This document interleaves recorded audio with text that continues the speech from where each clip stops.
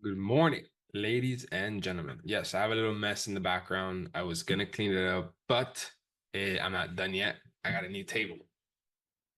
So this is a big ass fucking table, like humongous. This is probably like those corporate tables that they use for meetings, and I'm just gonna have it for myself in my office. I don't know. I like it. I like it. I like it. I like it.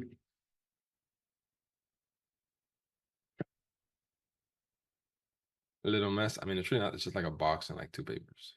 One box, one paper is for instructions and wrapping. Oh, and then another box right here. And then more stuff to build from it. So suits the room vibe. Yep. Gets a bus size for just one person. I mean, dude, I have so much shit on my desk all the time. But my mind is crazy. I don't think you guys understand. Like sometimes I just need, oh, I don't know. It's kind of crazy. All right, cool. Let's get started. All right, let me share my screen. All right, boys, I want you guys to buckle up because today is gonna be the day where you guys, I think, you know, before I even mentioned that, have you guys had up to this point an aha moment? Have you had it? I believe I've had many different moments. Yes, yes. Okay, fire. Literally 90% of people have said yes. I guarantee you everybody has had a little, even a severe aha moment. Could have been one with the way I put my areas of interest, the way I emulate, the way I coño, eliminate them, the way how you do the round psychological areas. That there's had to be a couple of small aha moments. The two candle structure, there has to be a couple. If not, this week will be the aha moment, guaranteed. All right, cool. Let me share my screen.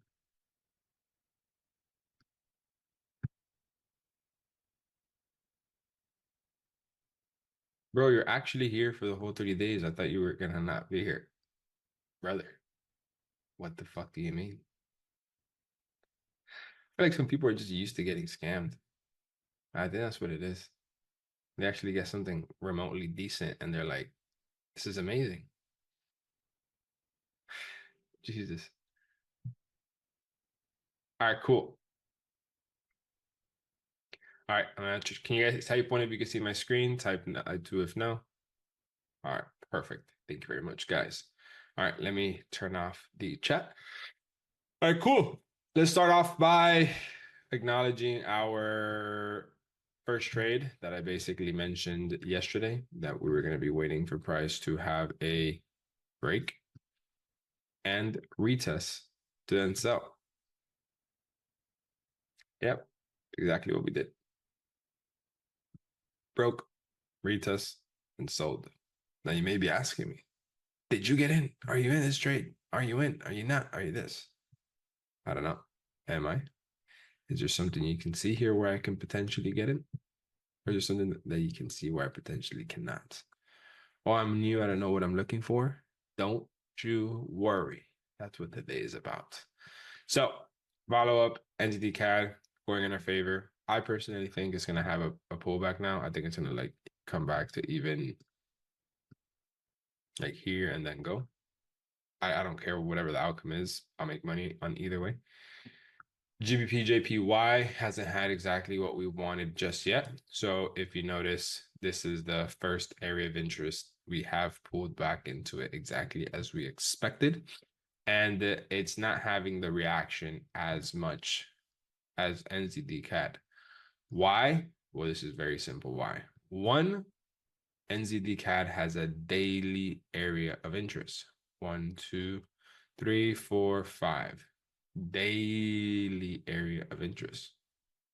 GBP JPY barely has a 4 hour area of interest. Well, it does have a 4 hour area of interest, but you see the difference of how much price respects. The higher the time zone, the higher the area of interest will be respected. Always remember that. The higher the time frame, the higher the area of interest will be respected. Okay, perfect. Let me continue with this right here. All right, so let's go to Euro JPY where we have the majority of our notes.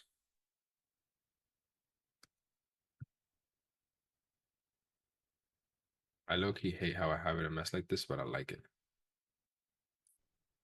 Because I just like do all this and then boom, it just becomes normal.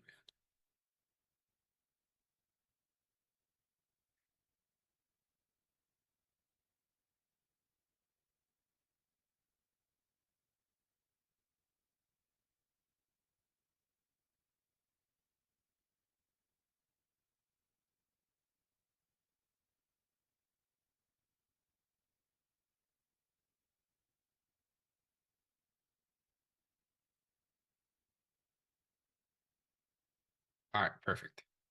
So today we're going to be talking about how to do a proper top-down analysis.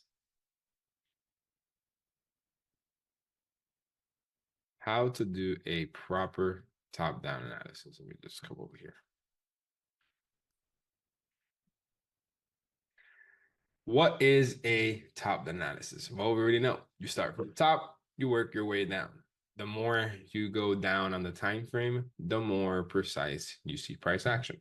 We all agreed on this and we all understand on this and are on the same page. Now, how do you properly do a top-down analysis? Well, kind of like I was mentioning to you guys yesterday, I believe, we will always start our top-down analysis on the weekly time frame. We're going to always analyze every single trade we're going to be interested in taking as if it were to be a swing trade first. Always going to look at a swing trade, then we'll move over to a day trade. So we're always going to start off analyzing and trade as if we were going to take a swing trade. That is how we build the foundation of our top-down analysis. If we can't find a swing trade, then we're going to look for a day trade or a scalp trade, which is a trade with using the lower time frames. The perfect example for that is what just happened with GBP JPY. The lower time frames, areas of interest and trend and entry signals and all that doesn't work anywhere near remotely compared to the higher time frames. So you're going to always want to have a risk appetite for your swing trades, for your intraday trades, rather than your day or scalp. Don't think that because there's more opportunity in the day and the scalp trades that you're going to make more money. More opportunity doesn't mean more money in the trading space. Low risk opportunity is what equals high reward, not high risk, high reward. Again, it's not the fucking casino. That's like the most like degenerate gambling quote ever. Just for people that want to go all in, that want to feel good about it. In trading, high risk does not mean high reward. It just means it's a high risk trade. You're very prone to losing. A low risk trade has a high reward because it has a low risk of losing. Now, remember, when something has a low risk, doesn't mean you're going to risk a little bit of money. That's not how it works. You're going to risk whatever you want to risk, but the probability of the trade losing is very low because you have more confidences and more confirmations than another trade, for example. But the key to that is understanding that the majority of the low risk trades are going to be swing and intraday trades. It is a fact that has been proven. Trust me, I've tried to work my way around this. Waiting for the swing and day trade is going to be a lot better than constantly executing day or scalp trades. You're going to get tired and fatigued by trying to execute these little trades rather than just having to wait for this. The best example that I can put for this is fishing. right? Yeah, fishing. So if you fish off of the coast, like these fellow friends right here, it's very fast. Like you left the boat from right here, you made it here in 5 minutes. You're throwing the rod, you're throwing the bait into the water in 10 minutes. It's very fast. The odds of you catching a fish are probably very quick because there's more opportunity for you to cast and you're going to have more time and you're ready to go quicker. But you're going to probably catch a fish like this. You're probably going to catch a fish like this. You're going to be happy like these kids are. But when you go deep sea fishing, is where you're then going to catch these motherfuckers and whatever the ginormous barracudas or marlins and all this shit. You can't catch these by the shore. You can't catch these. They're not by the shore. You got to go out there deep sea fishing. So what does that mean? If you notice, there's nothing around them. They're out by the oil rigs. Look how far they are. So it takes them more time to be able to throw the bait out. It'll probably take them 2 hours to just throw one bait out and start fishing. Compared to these guys, in 2 hours, they've probably thrown out 100 different types of baits because they've been here for so long. Versus when you're deep sea,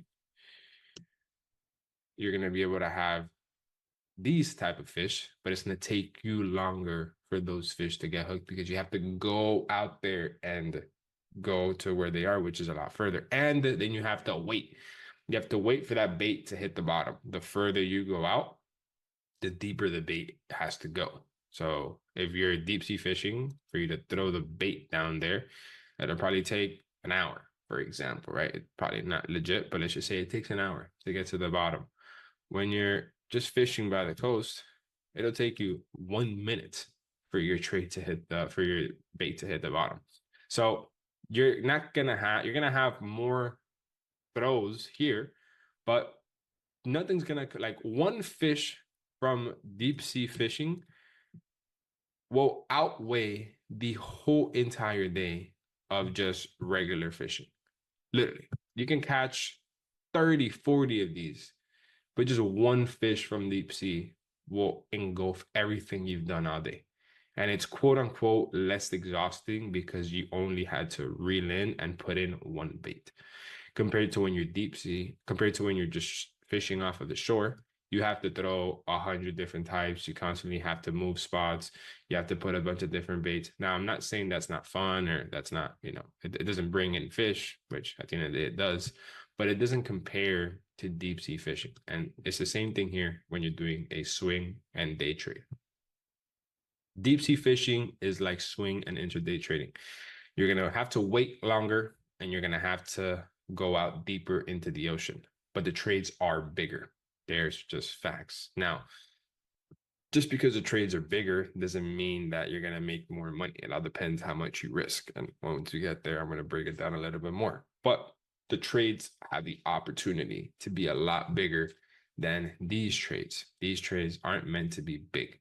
They're meant to be quick and meant to have small profits. And you're more prone to getting stuck because you're going through like shallow waters. You're more prone to maybe not even catching anything because there's not a lot of fish in the shore and your hook could get stuck. Your hook getting stuck is like you losing a trade.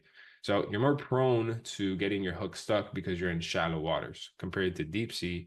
You're not that prone to your hook getting stuck because the whatever the depth is so low. So this is always going to be better than this. I just want to put that into your guys' head and do not always want to take this. Create the foundation and the mindset that we are always going to analyze trades for a swing and intraday trade. And then if there's no opportunity, we will then go to a day trade. If that makes sense, say yes. If not, say no. Shit.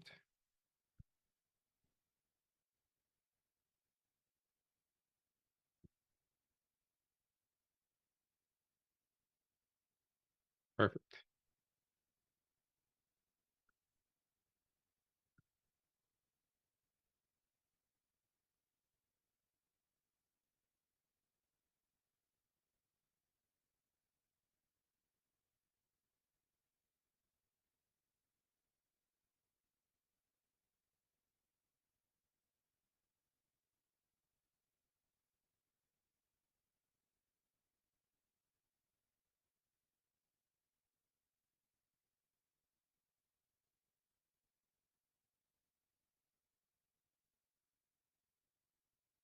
All right, cool. These are the results. So I'm sure it's very clear to understand. Amazing. So now that we understand that, this is how we're going to do a proper top-down analysis, always starting with the weekly trades. We're going to focus on how to do the day trades later on throughout the week. We're not going to make that a priority right now. Our priority is to understand how to go deep sea fishing first. Cool. So now that we understand that, this is what a top-down analysis is going to look like. I'm going to give multiple different scenarios. So let me actually just copy all this.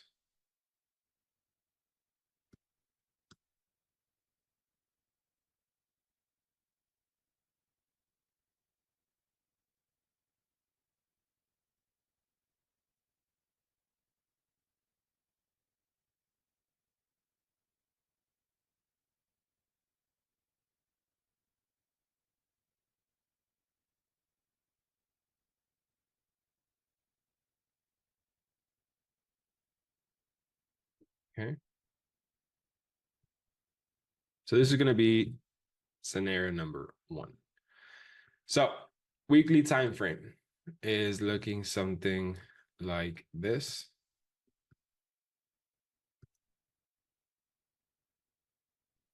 This is how the weekly time frame is.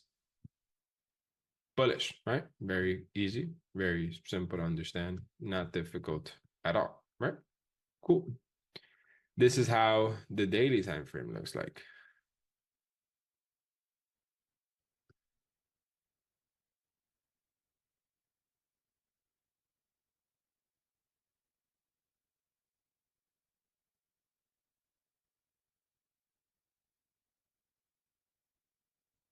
Boom.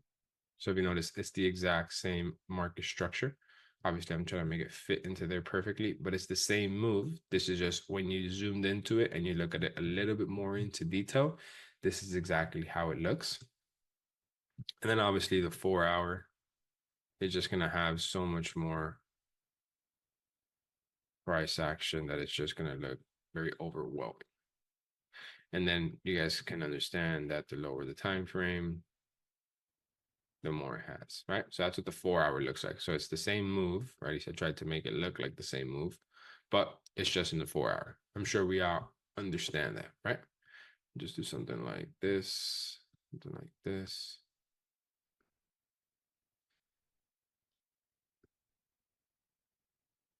This is going to be so key for you guys to understand this.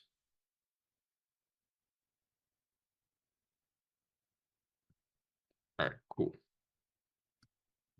So I need you guys to pay major attention to this right now. So I'm sure we can all agree that currently the weekly time frame is currently bullish, right? We can all understand that this right here is the higher high and that this right here is the higher low. I'm sure we can all agree that this time frame is very much bullish. Cool. So this is what it's going to look like. It's going to look like the weekly. And again, we're going to have a lot of lines and charts now, but I need you guys to pay attention. This is the weekly higher high. And this is the weekly higher low. So far, very easy, very simple. We all agree, right? So the first thing we do when we approach the markets, and write this down, is going to be doing a top-down analysis. And that is to understand what is the market doing. For me, if the market does not have a minimum of 2 time frames in sync, I am not interested in the market. We need to have a minimum of 2 consecutive time frames in sync. What do you mean, Alex? What the fuck is that? Okay, very easy. Weekly time frame is currently bullish. Daily time frame is currently bullish.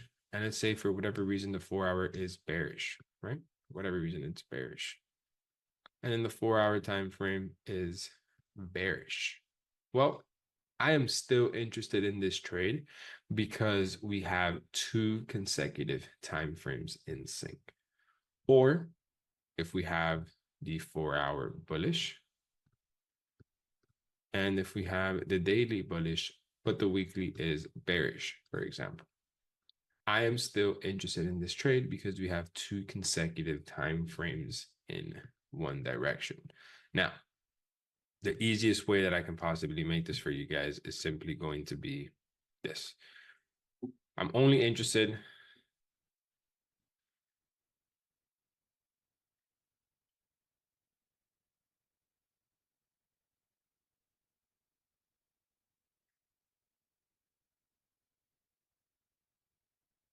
let me just not make it caps.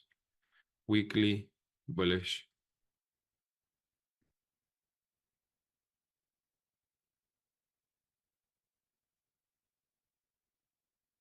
or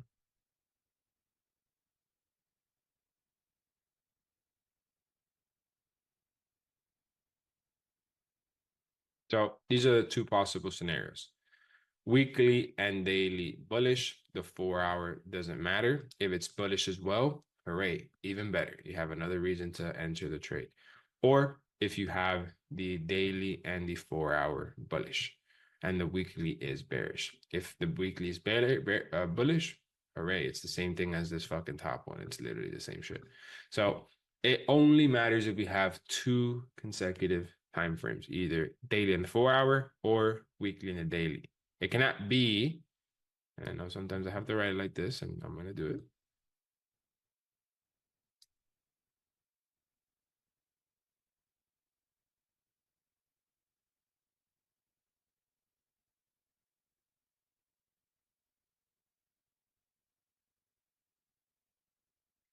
This is not a trade that I would be interested in because this is not 2 consecutive time frames. There is 1 time frame bullish here, and there's 1 time frame bullish here. So this is not 2 consecutive time frames. 2 consecutive time frames would have to be 2 time frames next to each other, which means that you're going to always need the daily to be with the trade that you're going to be taking. You either have the daily bearish with the weekly or the daily bearish with the 4-hour or all 3 together.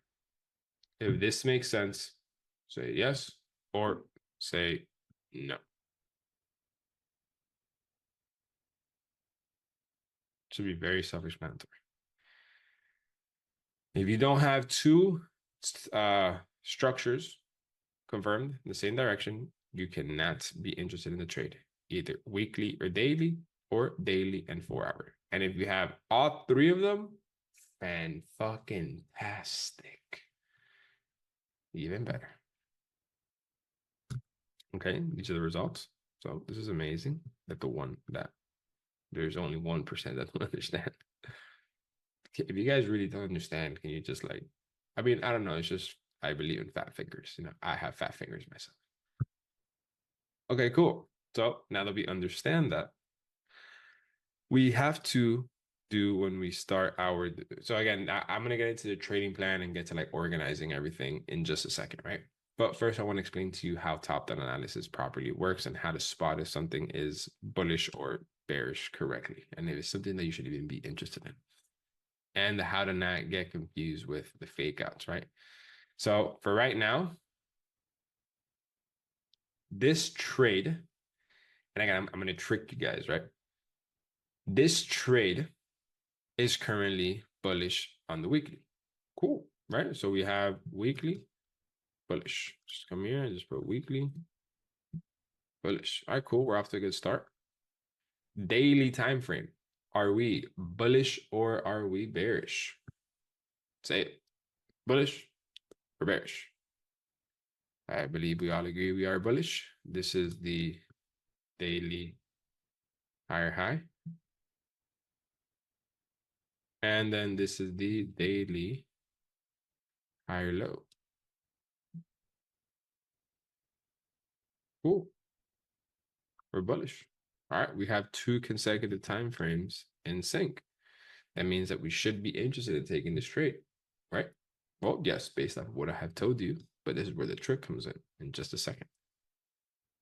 And in the 4-hour time frame, this is the 4-hour higher high, and then this would be the 4-hour higher low. If you guys agree with me and all this makes sense up to this point, say yes. If not, say no.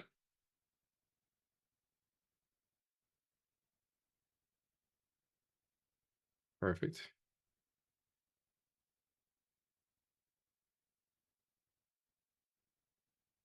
Perfect. Okay.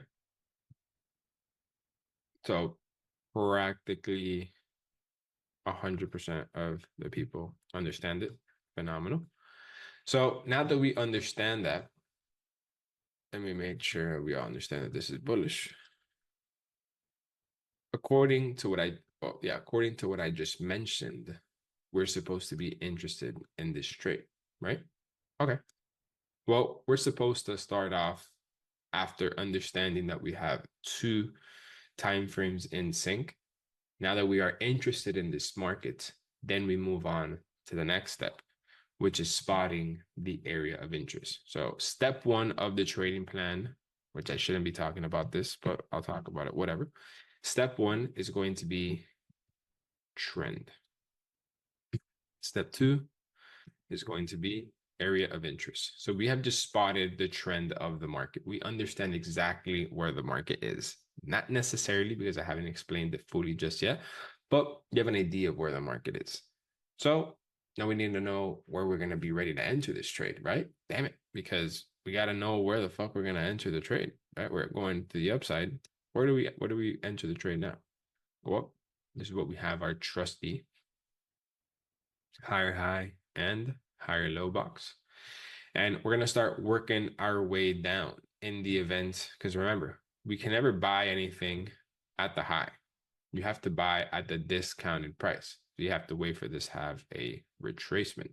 You have to wait for it to have a retracement. You cannot enter the trade without it having the retracement. You can never have this higher high. You always have to wait for the higher low. We're already past that. We already understand that.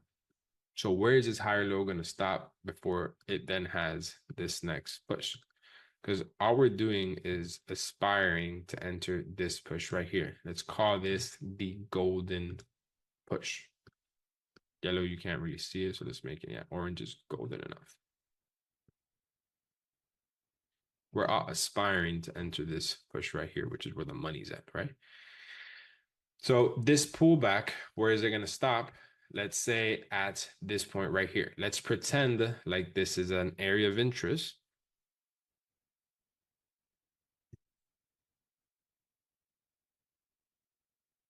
Let's just pretend that this is an area of interest with 3 touches, right? Just for this example, so I don't fill up the chart with a bunch of different lines.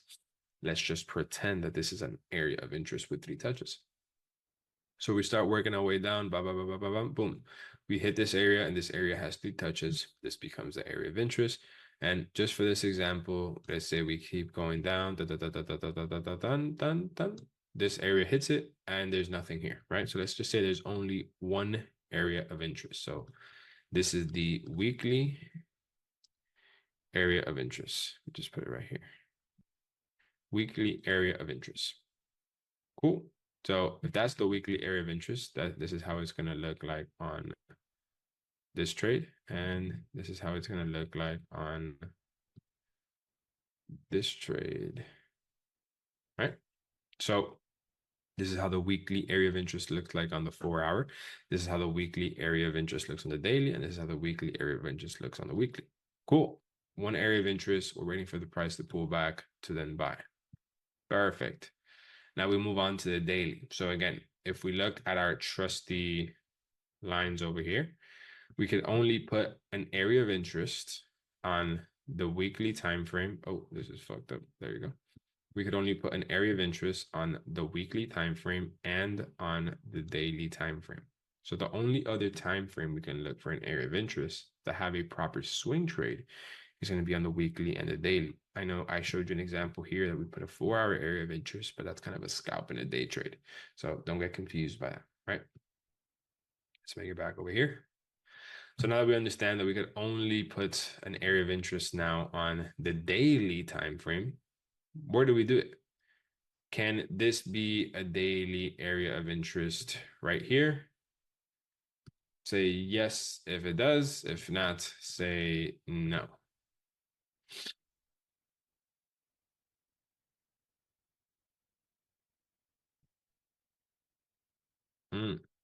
Oh no. You know,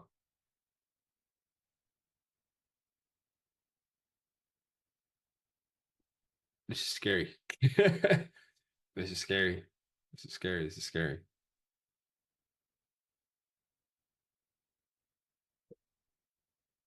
I'm gonna go under the event that people got confused here, right? Now we are in the daily time frame, and the daily time frame is currently this. Now we have to put an area of interest, and I want to make this my area of interest. Can this be my area of interest? Say yes, if you believe so. Say no if it cannot be an area of interest.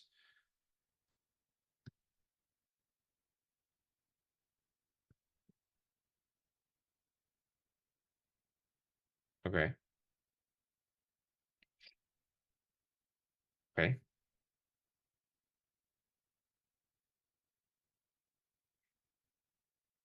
6% more. Now, it is different from the last one. I'll tell you damn right now. I'll tell you that. And I want to know why 20% of you guys are making a major mistake right now. This can never possibly be the daily area of interest, ladies and gentlemen. If this price, we are expecting for it to have this pullback, right? Because we want this pullback to happen. This is what the pullback will look like on the daily, and this is what the pullback will look like on the 4 hour. If we want this pullback to happen, this, first of all, fuck this, right? Fuck the pullback. If this is bullish, this is the higher high and the higher low, this cannot be the area of interest. Like we've established that if we body close under this, we'll then be bearish. So how is that going to be the area of interest to then buy? Please help me understand why you put 20% or why 20% of you guys put that as the daily area of interest. Or you said that it could be. Please, only the 20%. Explain to me, was it a fat finger? Because the last poll was way worse than this. 2 touches, brother, because yeah, it doesn't matter. It could have 10 touches. If it's under the higher low, it's not valid. It could be later in the future. That's not the question that I asked you right now, though.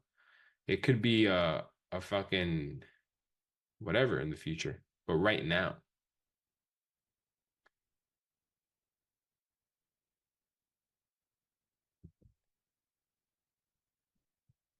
I give you a lot of credit. I would be losing my mind right now if I was you. Who says I'm not? I thought you were asking about market structure. No, brother, you guys gotta listen to me, dude. So I said, can this be a daily area of interest, right? So if you noticed, what we're doing is we're looking for fucking areas of interest. We put the higher high and the higher low in the box. We could only have a fucking area of interest inside of the weekly, inside of the higher high and higher low. Same shit here. Oh, but yeah, this has 3 touches. This could be an area of interest. But not for right now. We're always going to do it like an analysis for right now. You don't want to have unnecessary boxes in your chart. This can never be a valid area of interest for the daily right now. This is the only area that you can have a valid daily area of interest inside of the higher high and inside of the higher low. If there's nothing in here, then there's no valid area of interest. You can't go and put one down here for when it pulls up there. You don't want it to pull up there because you want to buy here on the weekly. You want to buy here on the weekly. You don't want it to come here because then you're going to invalidate the whole weekly trade. And now you're just like all over the place. If this makes sense and you understood why you made your mistake, say yes. If not, say no. Jesus, you got me there. I can't even lie.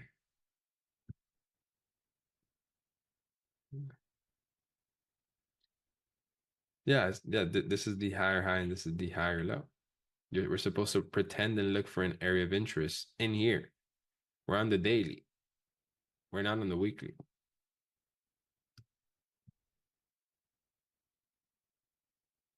Okay, so I'm very glad that it makes sense now. So I'm gonna speak just a little slower, right? Because sometimes I speak very fast and I can lose people. Now, the daily time frame, we're going to look for a daily area of interest. Can this be a daily area of interest? Obviously not, because we are up here. This is the higher high and this is the higher low. So we would have to move a potential area of interest inside of here. So just for this example's purposes, right? Just for this example's purposes, let's pretend like this piece of structure right here has 3 touches, right? So we worked our way down, blah, blah, blah, blah, blah. This is where we have a daily area of interest. So let's just put daily area of interest, 3 touches, right? Let's put this all the way to the left. Now, this daily area of interest, this is how it looks like on the weekly time frame, right? So the daily area of interest looks like this in the weekly, and it looks like this on the daily. You can see the structure on where it is on the daily, but you can't see it on the weekly because the weekly, it doesn't show you that structure. That's what the daily is for, right? If you guys are with me so far and everything is making sense, say yes. If not, say no. So again, we're just going step by step. First thing is understanding the trend. We all know how to do that, right? We've all spotted the trend correctly. So like we're like at the point where we're kind of putting everything together that I have taught you guys up to this point. So now this is where things can probably be a little overwhelming because everything's kind of getting put together, but it's getting put together without even getting put together. That's going to make sense in just a second. So this is currently the way it works. Okay. So we have 98% that understand. Amazing. Phenomenal, right? So this right now, and I know it might look like a lot, and it's gonna look like a lot, and it's only gonna get a little bit more, but it's all gonna make sense. You're gonna know exactly what. Like if I would have shown you this right here at the beginning of the boot camp, you would have been like, what the fuck? But now you know exactly what everything is. You know exactly what these 2 lines are and how powerful they are. You know how to spot these area of interest and how that looks like on each time frame. You know what you're waiting for to get what you want, and you know what's the difference between all of this, right? So the progression has been serious. If you guys just want to take a second and realize that, don't beat yourself up if this doesn't make sense right away. It's not supposed to. This is something that took me years to really understand. So we could only find a daily and weekly area of interest because we are looking for a swing trade, right? Swing and intraday trade. And you can only have an area of interest on the weekly and on the daily. So it's established, we understand, we all agree. Now, this is what that area of interest looks like on the 4-hour, right? Let's just put it right here. So now that we're doing our top-down analysis, we've understood the trend and we've understood the areas of interest. Now, all we have to do is what? Let me see what you guys say. What do we do now that we've understood the trend and we've understood where the areas of interest is? What do we do now?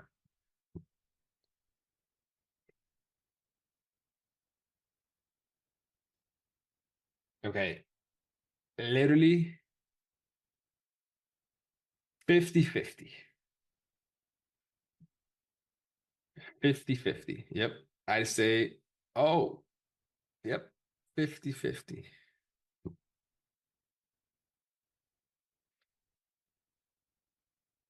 So it's a little bit of a trick question, and a lot of you guys are getting it wrong. Some of you guys are getting it correct, and some of you guys brought up a point that I didn't want to bring up now, but I'll bring it up.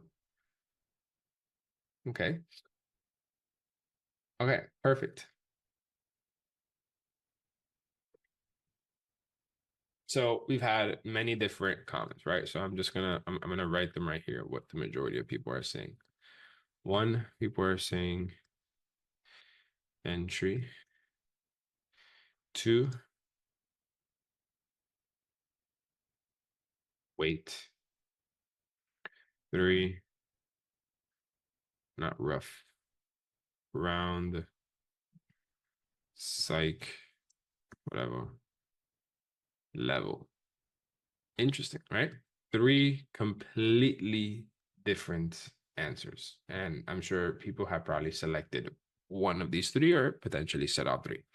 So I'm going to start off by the process of elimination. The first thing is you definitely cannot have a fucking entry because you're not at the area of interest. You can only look to enter a trade once you are here or once you are here. You enter the trade at the area of interest. Not just because you spotted it, fuck it, yeah, we're gonna enter and you're at the highest point. It doesn't make any sense. So you definitely cannot enter a trade. And the round psychological level was something that I was gonna get into after, but technically it's yes, the next step. More you guys are gonna get later why it's not that important, but sure, this would be the next step, and then the step after that would be to wait.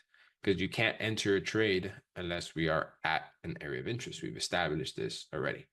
So for round psychological level, we'll just get our little horizontal ray right here. Put our coordinates. What do we have? 199, 500 doesn't exist. And then I'm sure the 199 is up here. And then 200,000, whatever is, look at that right there. So 200,000 fits perfectly into the daily area of interest, for example. So again, if you put a round psychological level on the daily, it's going to be the same fucking shit on the weekly and on the 4 hour and on the 1 hour and on the 1 minute and the 30 second because the area of interest box is the same in every time frame and the numbers is the same in every single time frame. So it's not like you have to put, excuse me, you don't have to put a new round psychological level in every single different time frame. It's the same zone in every single time frame. So you only put the round psychological level once. We're not going to do it in this example because it's impossible to put the same round psychological level when the boxes are all in different price points. This box is 96,500 and this box is in 200,000. So for this example, we won't be using round psychological level, which it really wouldn't be the next step, which it will, but it wouldn't. But again, whatever. It's not a big deal.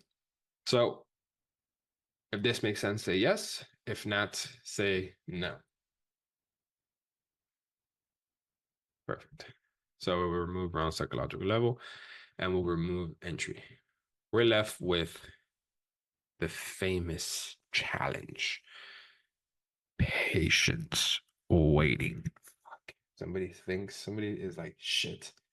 Here comes where I need a psychologist, or here comes where I need a mentor, or here I need somebody. I need somebody to teach me how to do this. Like I need somebody else to force me to not do anything. I need someone to control me. Like if you were an animal. Like I need someone to hold me down. I need someone to take me out of the office and not look at the screen. I brother, you don't need anybody or anything to have patience or to simply wait. If you don't have self-control, you're not meant for this. You're an adult. You're a grown man. You're a grown woman. I guarantee you, you can wait if you really wanted to. You could wait. How many times have you unnecessarily waited for something that you did not want to do? You were waiting for a friend to go out. She fucking took too long. He took too long. And what'd you do? You waited. You wanted food and you were really hungry and you Uber Eats it or you ordered it on the go. What did you do? You waited for the food to get there. When you wanted to go on a date with someone and you really wanted to enter the trade, you put in the work, you waited to do what you had to do to get what you wanted. When you really want something and it's worth it, you're gonna fucking wait. You don't need somebody to come in and tell you, hey, you gotta wait, or you know what, you should really read this book so you learn how to wait. I think it's like the craziest I think it's the craziest shit inside of the trading niche and potentially one of the biggest battles every trader faces when to me it's the simplest one. Dude, you just got to do nothing. Imagine getting paid or making money for doing nothing. Like how hard can that fucking be? Very hard, obviously. I trust me, I went through it. But now that I'm on this side, it's like, bro, you're just overthinking it. Now you just gotta wait. You can't do it like you are a picture, like picture as if the markets were your boss. And right now, like your role as someone that works for the market is you only execute trades when it's at an area of interest. Right now, it's clearly not at an area of interest. So the boss, the market, hasn't given you an order or told you what to do just yet. You got to wait for it to do it. And when it does it is when it comes into this area of interest. If you don't do what the boss wants you to do, you're not going to make money. You're not following the rules. You're not following the orders. When you go around those orders, you lose money. The boss is going to take money away from you because you're not following the plan. He's going to fire you, whatever analogy you want to use. But the market is literally going to tell you what to do. When you're at the highest point and you're not at the area of interest, you can't do anything.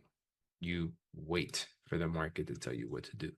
When price is at the area of interest, now is when you are ready to execute the trade. The market is telling you what to do, and you're going to get compensated for waiting. That's it. Simply how it works. So this right here is going to be the tricky part now, right? Because, all right, let me see how I warm this topic up, right? Let me just stretch a little bit.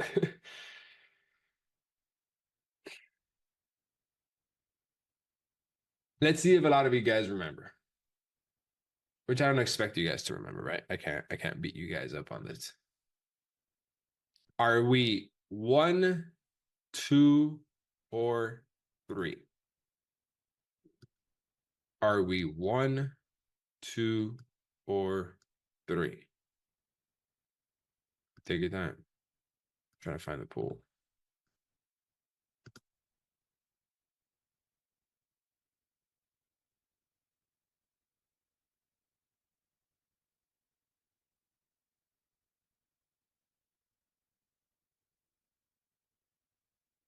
Are we one, two, or three? Hmm. And I would imagine that some of you guys are confused with this. I can tell by how many people have filled this poll out. And this leads me to understand that you guys aren't paying attention and not watching the damn recordings. But it's okay. I didn't talk about it much. I don't expect you guys to grab it fully. We only have 30% that have filled out the poll. By this time, we're probably at like 80, 85% already. Just answer something, right? Make a mistake. We'll fix it. No big deal. Just answer the poll. One, two, or three. Don't even look at this because this is not going to tell you anything. Like, this is has no connection to the correct answer.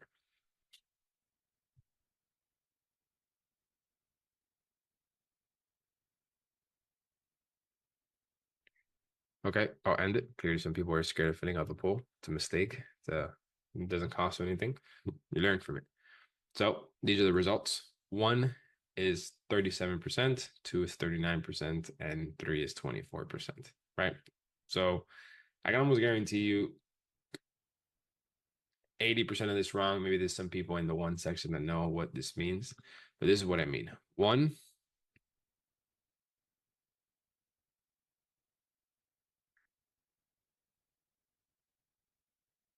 shit, fucking life. Two,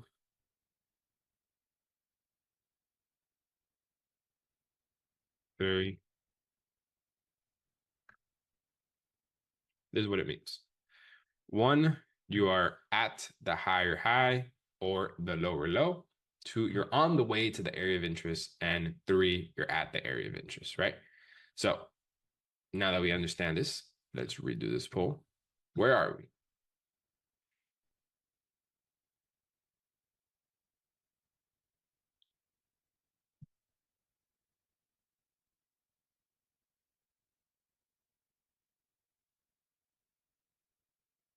So I'll take some partial blame on this, but I don't want to because there's a majority that understand it and there's a majority that doesn't. So it is a bit confusing. We have 10% left.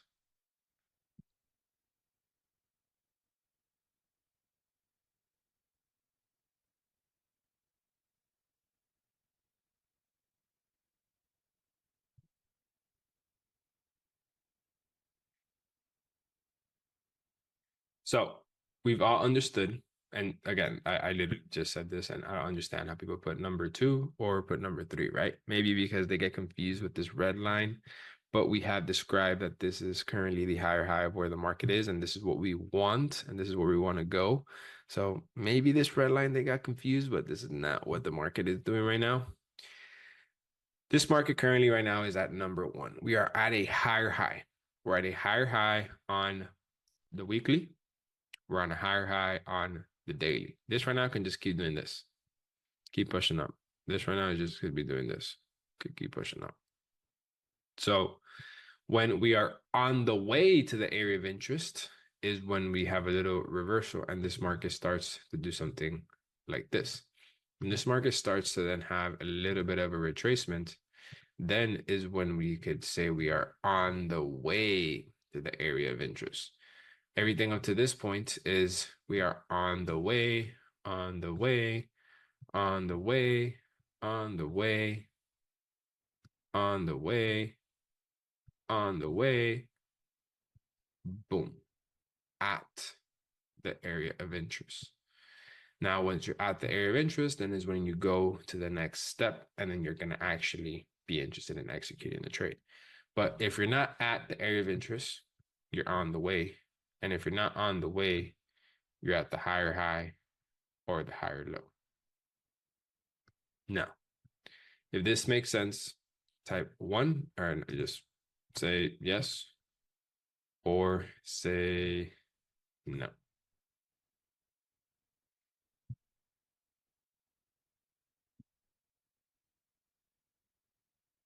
Okay.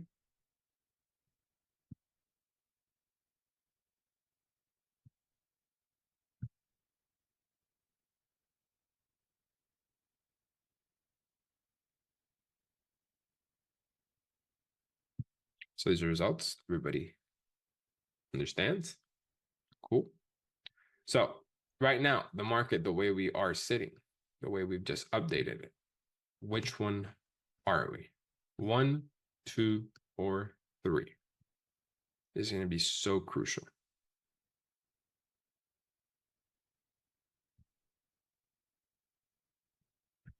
We got a lot of fat fingers in here.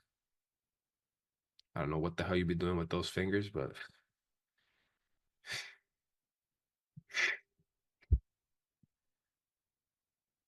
I don't know. Probably if I can make bread or something. I don't know. Have you seen the people that make dough? They have fingers look like they work out. Everybody, fill out this poll. All right, these are the results. 87% got this correct. I don't understand how 9% got it incorrect and 4% still got it incorrect. We're clearly not at an area of interest, so we can't be number three. We're clearly not at the higher high anymore because we were pulling back. And I just said we're anywhere like this, we're on the way, on the way, on the way. I feel like I was hearing myself repeat this. But yes, we are now on the way to the area of interest. And now is where the real top-down analysis starts coming in. So everything we've done up to this point is bullshit. Like we really haven't done anything. All I've just done is everything that I've taught you over the last 2 weeks is just put it together in one chart. Like we've literally done nothing. This is now where the actual top-down analysis is going to come in. Yes, we've been doing the top-down analysis. We've been doing the trend and then the area of interest. But now it's going to come in like, okay, like now we know exactly where this market is. Like we have it very clear where it is. And this is going to be the importance of this whole entire trading shit because you're going to now know exactly where the market is at every single given point, every single time you look at the market. And this is where, personally, for me, where I had my biggest aha moment, right? So when you have a market that is like this, right? Weekly bullish and daily bullish. I personally, myself, Alex G, I would much rather have a trade be executed at, well, first of all, yeah, you guys understand. So I would much rather have a trade executed at the weekly area of interest, the weekly area of interest, the weekly area of interest, much rather than a daily area of interest, daily area of interest, daily area of interest. Why? Why the fuck, Alex? Why? Well, because it is more respected. The higher the time frame, the more respected the zones are. It's like how you respect your elders. When an elderly person says something like, yo, it's gonna rain at 8 o'clock p.m., everyone's gonna be like, shit, this guy knows what the fuck he's talking about. He's probably been through 1,000 different rainstorms. Shit. If an 8-year-old says it's gonna rain in 5 minutes, no one's gonna believe him. He's a fucking kid. He doesn't have experience. He's just blurring something out. An elderly person speaks from wisdom. They have time. They understand things better, and they're more respected. Whatever they say, even if it's wrong, sometimes you're gonna still respect them because they're an OG. They've made it this far. You have to respect them. Well, it's the same thing with the markets. The higher the time frame, the older the market is, the more it's gonna be respected. Not because just a moral or an ethic thing, just because it's just facts. The structure is more respected and it has more legit moves on the higher time frames than on the lower time frames. It's just how it works. So I personally myself would always much rather execute a trade at a weekly area of interest rather than a daily area of interest.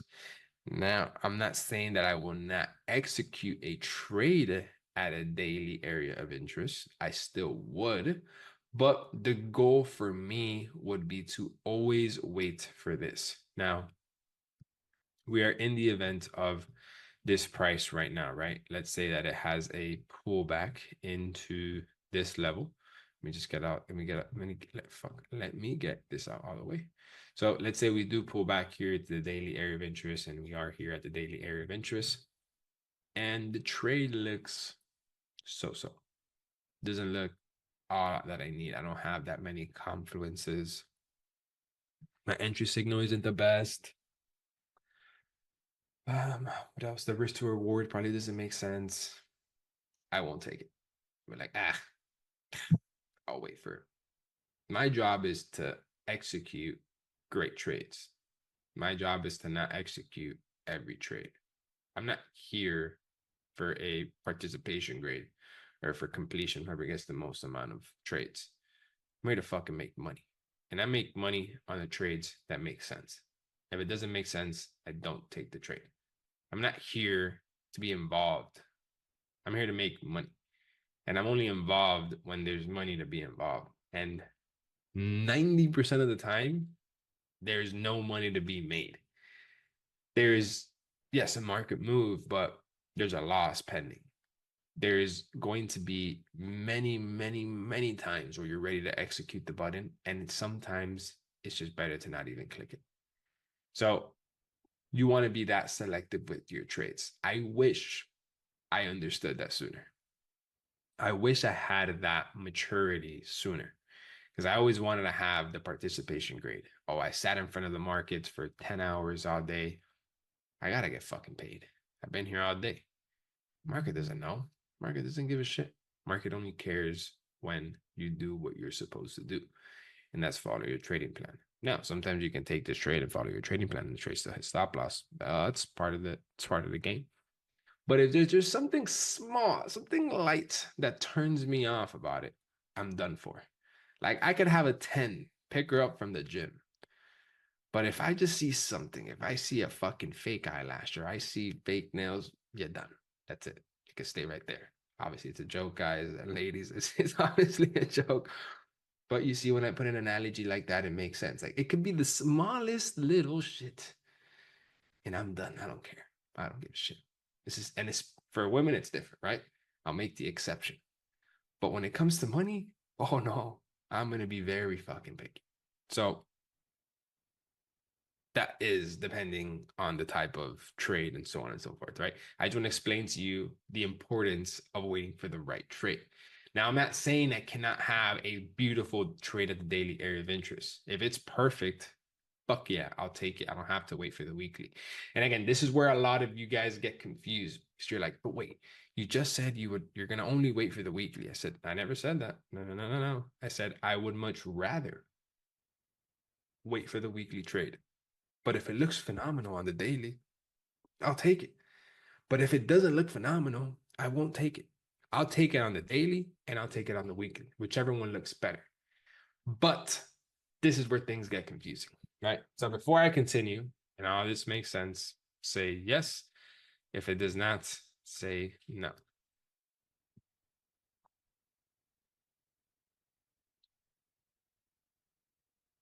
Perfect.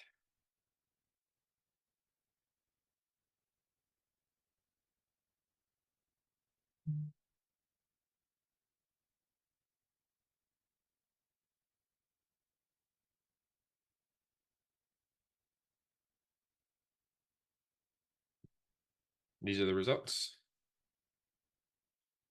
98% agree, 2% the casual.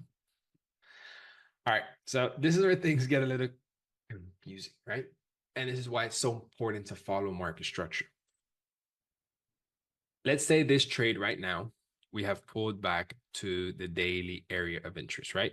So up to this very point, to this very moment that we've pulled back to the daily area of interest, we have the weekly bullish, the daily bullish, but what ended up happening with the 4 hour?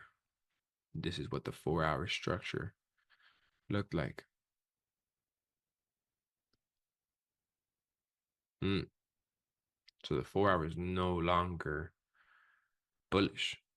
The 4 hour is bearish. For this pullback to happen into that area of interest, the 4 hour structure had to go bearish. The 4 hour structure had to have its structure to have the pullback. On the daily, it'll probably realistically look like this. It'll probably look something like this, and then like this, which will still make this bullish, right? Because this right here is not a lower high and this is not a lower low. This is just structure within the market, right? We've all agreed and we've established that this is just structure because we haven't broken above or under the daily higher, higher, higher low. With the 4 hour to make it here, we had to go bearish. So the 4 hour is currently bearish. This is the lower low. I have to move this to the side. Move it to the bottom for now. This is the 4 hour lower low. And this is the 4 hour lower high.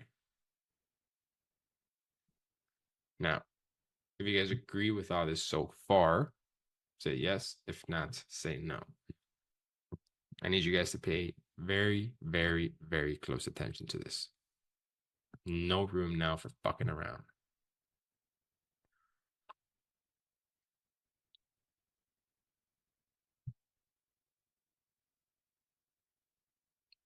8% left.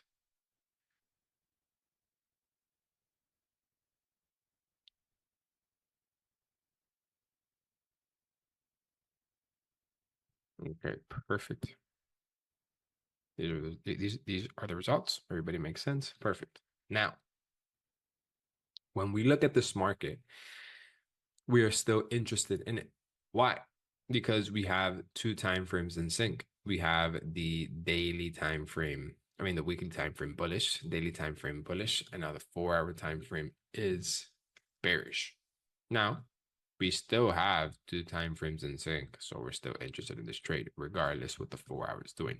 But the importance of this is that you know what the 4 hour is bearish for. You know the 4 hour is not bearish because it just wanted to be bearish. No, it's bearish because it had to have the pullback for the daily time frame to make it to that area of interest. That's why it's bearish. It's not bearish because the trend is bearish in the 4 hour. No, it's bearish just because it had to have the pullback for the daily. Cool. Now, let's say for whatever reason here, we didn't have a entry signal that we always look for, and we didn't have whatever other reasons we didn't want to execute this trade for. This market decided to then have a little bit of a push like this, and then boom, what happened here? What ended up happening here? Is this market still bullish, or is it, say yes if it's bullish, say no if it's bearish now? Yes for bullish, no for bearish. We're on the daily time frame. Okay.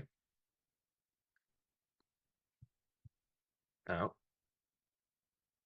bear with me. Bear with me. I think some people have hearing problems. That's what it is. That's why I gotta talk slow. I gotta talk right into the fucking mic. These are the results. So 80% agree, 17% I guess got confused. What I said is if this daily time frame has now broken under this higher low, does that mean that we're still bullish? Or does that mean that we're bearish? Well, to my understanding, that means that we're bearish. So this is what it would look like on the 4 hour. The 4 hour probably went bullish for a second on this little pullback right here, went bullish on this little pullback right here, but then it had to then go bearish again to continue with this move to the downside. So when this market went bullish for this move right here on the 4 hour, you know exactly what it was doing on the daily. Again, right now, you just have extreme awareness of what the fuck is going on. You're very aware of everything that's happening in this market. So now this market is bearish. This becomes a lower low, and then this becomes the lower high once again. Just take this shit out of here, right? Hang on tight, guys. Hang on tight. Shit's about to get a little bumpy. The weekly time frame had a little budge like this in the weekly, and then now it's just like this. So the weekly had one structure move, the daily had 2, 3 structure moves, and the 4 hour just went fucking crazy, right?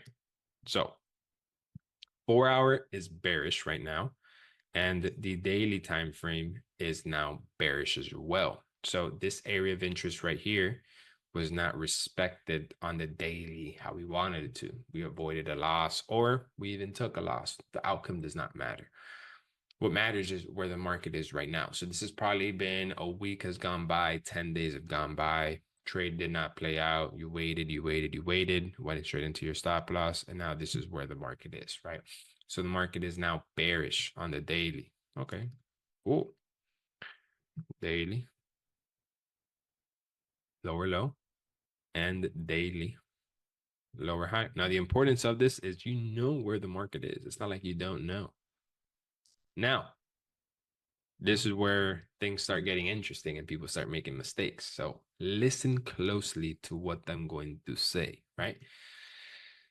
We have the weekly time frame still bullish, right? Because this is still the higher high and this is still the higher low. We are yet to break under this. We are almost at the weekly area of interest, but now the daily is bearish. So the daily had to go bearish to get to this area of interest. It did not respect the daily, to get to this weekly area of interest. It did not respect the daily area of interest how we wanted to, right? Cool. It happens. It's part of the fucking game. And the 4 hour went bearish for the daily pullback, then went bullish for the small push, and then it's bearish now again, almost at this weekly area of interest. Now, let's say you go look at this trade. Wait, before I continue. If all this makes sense, type yes. If not, type no. Right? You guys are seeing how so far I'm not using anything new, right? I'm using the same box for area of interest and the same 2 lines for higher high and higher low. You're just seeing how important it is to understand it, because our decision that we're going to make with the market is literally all going to be based off of market structure. Okay, perfect. So everything so far makes sense to 99% of the group. Cool. So let's continue. So we look at this market on Sunday, right? Sunday swings pulls up because let's say this was a market that after you took the loss, you said, fuck it, I'm not even going to be interested in looking at it. I'm good. And you throw it to the bottom of the list. And it just does all this for like a whole week. And when you come back to it on Sunday swings, how I did, and you start analyzing it, you're going to probably look at this market and you're going to probably be like, holy shit, holy shit. This market has 2 time frames in sync. Daily is bearish, and then the 4 hours bearish. We need 2 consecutive time frames in sync to take a trade. This is it. This is it right here. We have daily and 4 hour bearish. Let's take a sell. Wrong. Well, Alex, what the fuck do you mean? You just told us that you can fucking take it. Yes, but, and no. And I said, this is where I'm going to have to like trick you guys. You cannot take a trade. You cannot, let me see how I say this. Yes, the short-term answer is yes, you could take these 2 trades in sync, the daily and the 4 hour being bearish, and you're going against the weekly. But I want you to understand that you're selling right into massive levels of support on the weekly time frame. Like you're about to reach the actual trade, which is the weekly pullback. So we've done all this for the weekly. You're literally at the point where we're going to be at the area of interest for us to take this trade. So the weekly is still on the way. Still on the way to the area of interest. We're almost at the area of interest. That's for the weekly. The daily right now, currently, we're at the lower low. We're clearly at the lower low move. So the weekly, what we would do is we would mark this off as the daily lower high and lower low. We'll start working our way back. And let's pretend like if this bottom point right here is going to be the area of interest, right? So now this is the area of interest right here. Cool. So for the daily, what we would want, right? So this daily area of interest would move on to right here, whatever. For the daily, we would want for this to have a pullback to here, to then sell.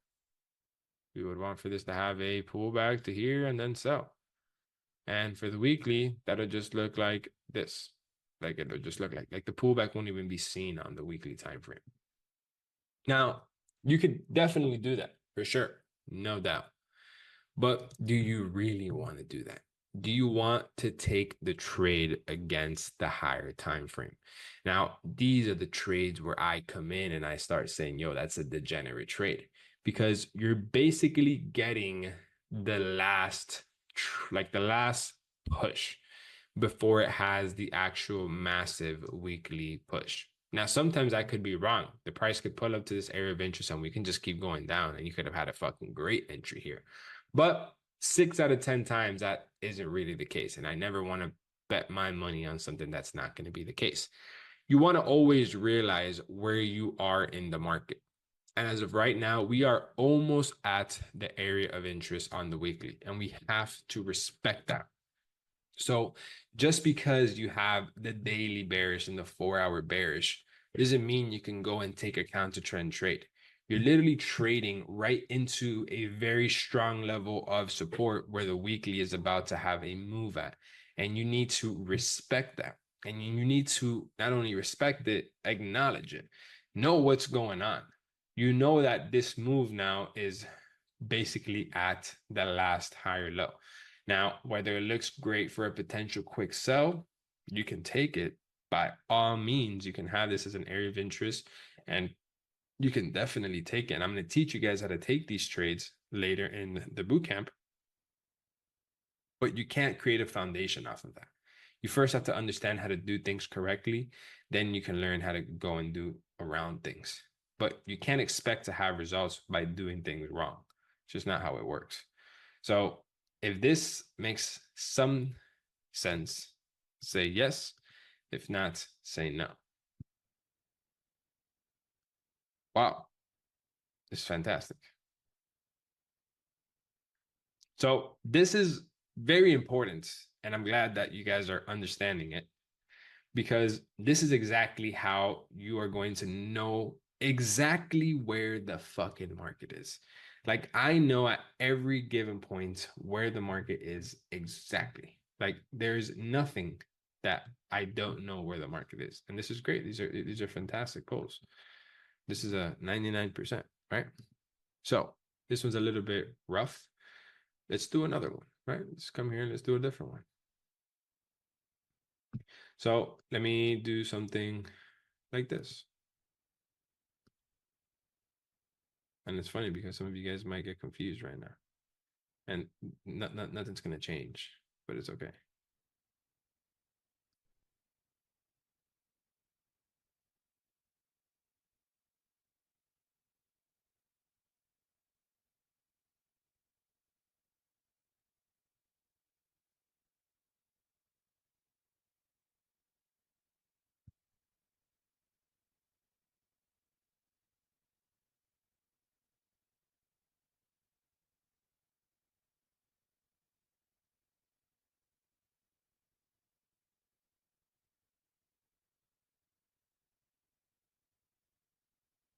I think we all understand what I'm trying to do with this, right?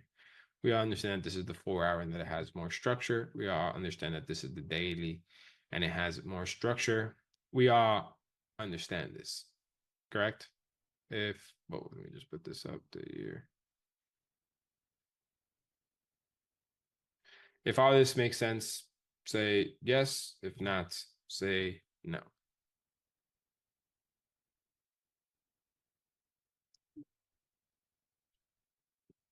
All right, cool. So we're gonna take things up a notch a little bit, right? We're gonna do a little bit more of a speed thing, right? So let me just, I'm gonna do a little pop quiz for you guys right now. Pop quiz, right? Take your time, take your time, take your time. All right, cool. So these are the results. Okay, so this all makes sense so far, right? Cool. So we're gonna build this out together. Let me pause the screen.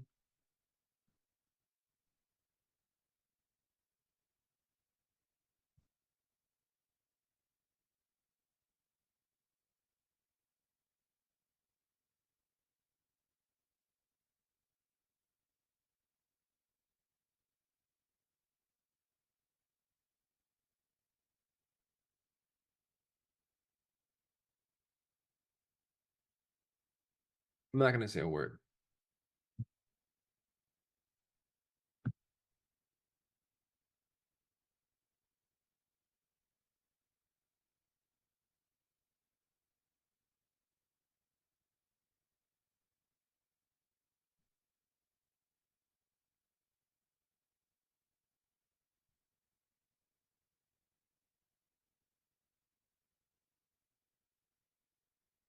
Okay.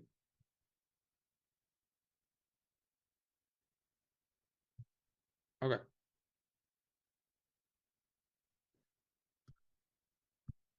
So very clear. Okay.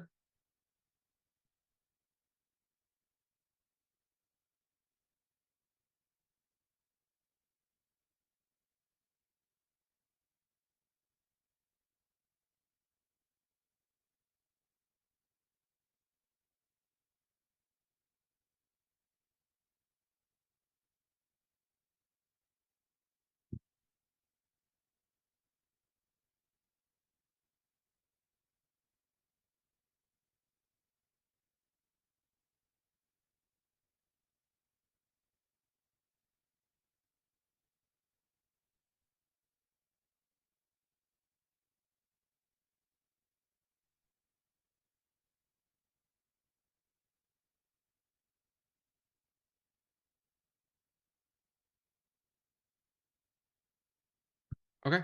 Cool. Pause the screen again.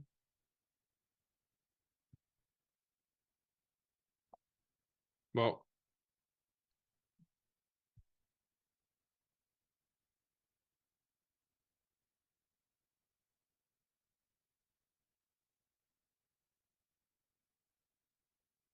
okay.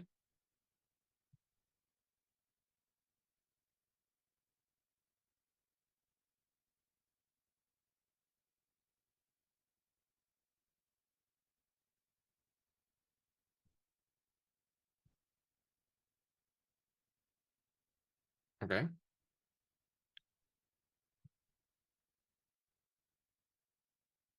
Cool. Sick.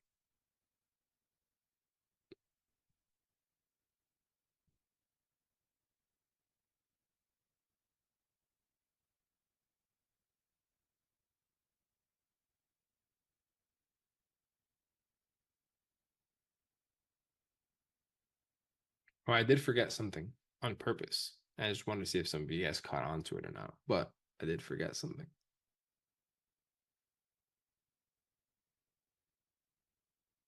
But even then, the answer would be exactly the same.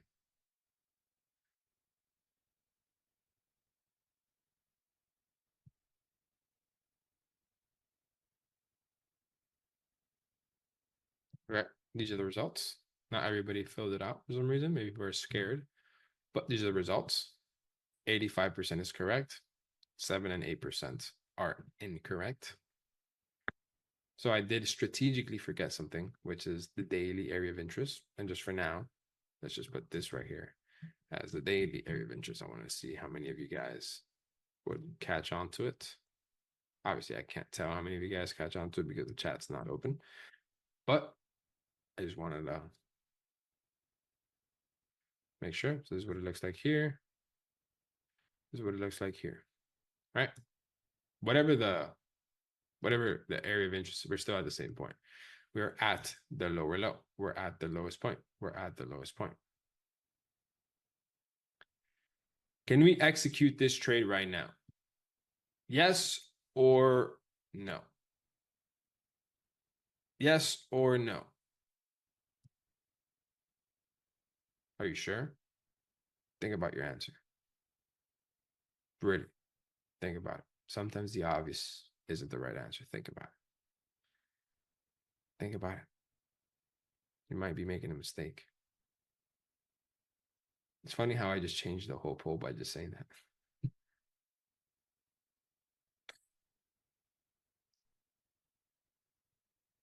So these are the results.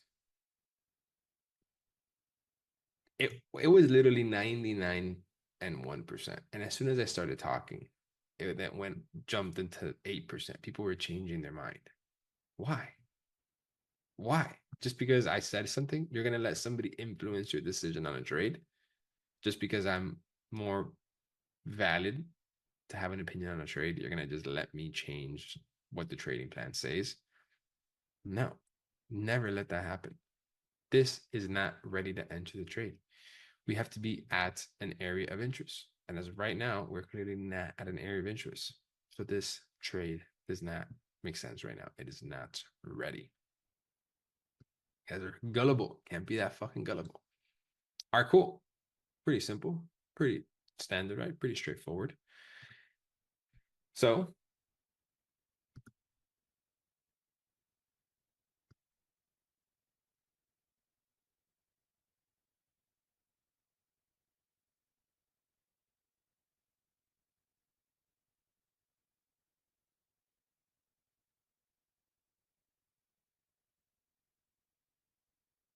how about now?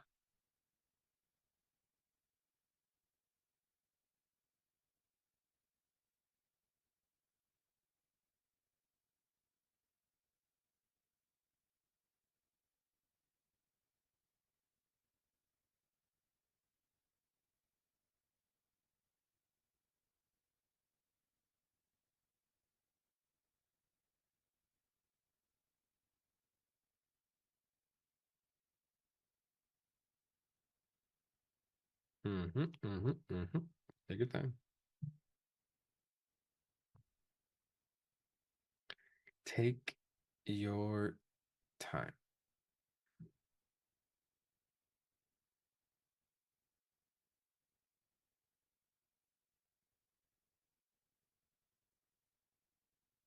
Okay, these are the results. And I'm going to take the people that put 1 or 3 as fat fingers because clearly we're not at the lower low anymore. And clearly we're not at the area of interest. Like to me, commonly, I just can't fathom why someone would put that, right? I would, I just don't get it, right? So I would just assume that they clicked the wrong button. Am I forgetting something here on this market? Am I forgetting to update something on this market? Yes or no?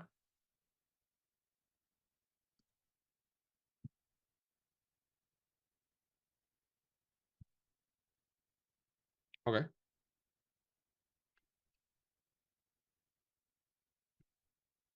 take your time.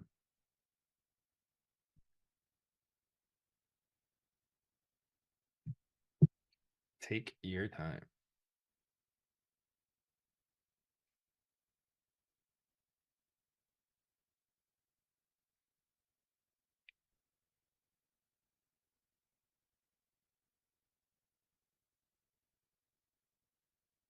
Mm-hmm. You guys are taking longer on this poll. You know.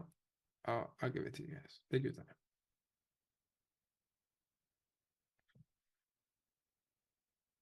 I usually let the post go for about a minute, like 50 seconds to a minute, and by that time it should be done. But now we're only at 60%. People are taking the time. Okay, these are the results. 74% claim that I am forgetting something.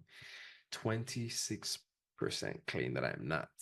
And I'm here to tell you that I am forgetting something very key, very, very important. And if you get the bad habit of not understanding this, of having to always update it, you're going to fucking make a mistake and you're going to become a sloppy trader and you're never going to follow the trading plan. Ever. This is very important. I have forgotten to update the 4 hour. The 4 hour is not bearish anymore. If you notice, a body closed above this lower high or lower low, making this now bullish. This is now the higher high, 4 hour higher high, and then this is the 4 hour higher low. This is very crucial to do because now let's say for whatever reason the weekly is bullish, right? Let's just say it's bullish. You cannot be interested in executing a trade because you don't have two consecutive time frames. So it is very crucial that you're always updating these lower high, higher low, higher high, whatever lines, because it is extremely crucial for you to have a clear understanding of where the market is 24/7. So crucial. Well, part of the trading plan once we get to there is going to be the mandatory have these lines. So this is what it's going to look like, right? This is going to be the weekly lower high, right? Weekly lower high. And then this will be the weekly lower low.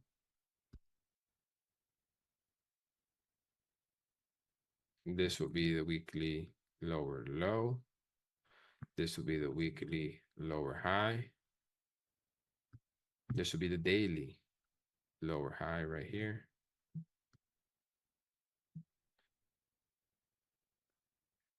On the daily, this will be the daily lower high on the weekly. This will be the daily lower low.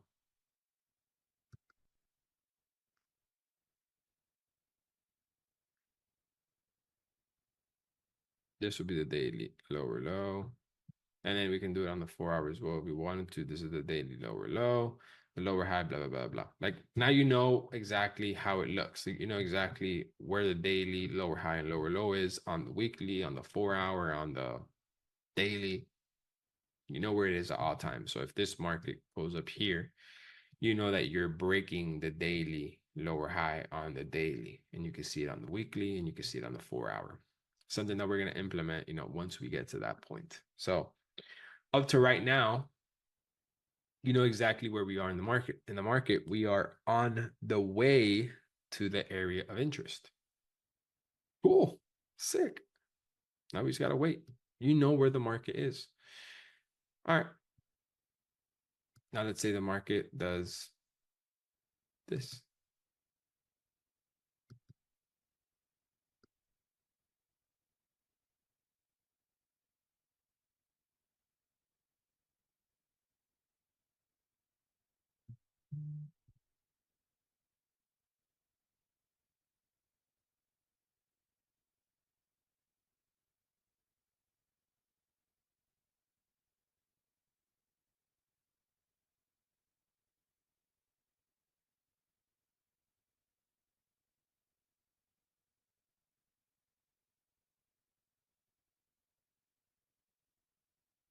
Now what?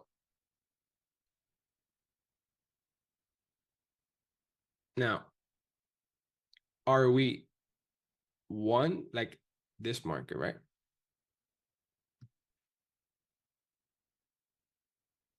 Is the weekly time frame one, two, or three, right? Listen to what I'm saying. Just the weekly time frame. Are we one, two, or three?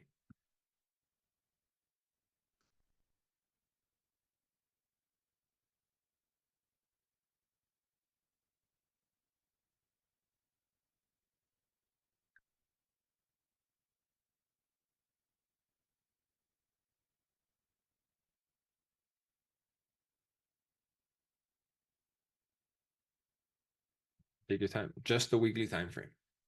I know some of you guys, after you voted, you realize you made a mistake. I know it. It's okay.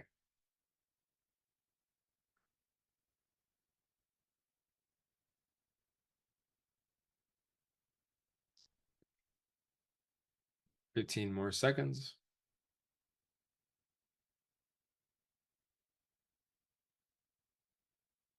Okay.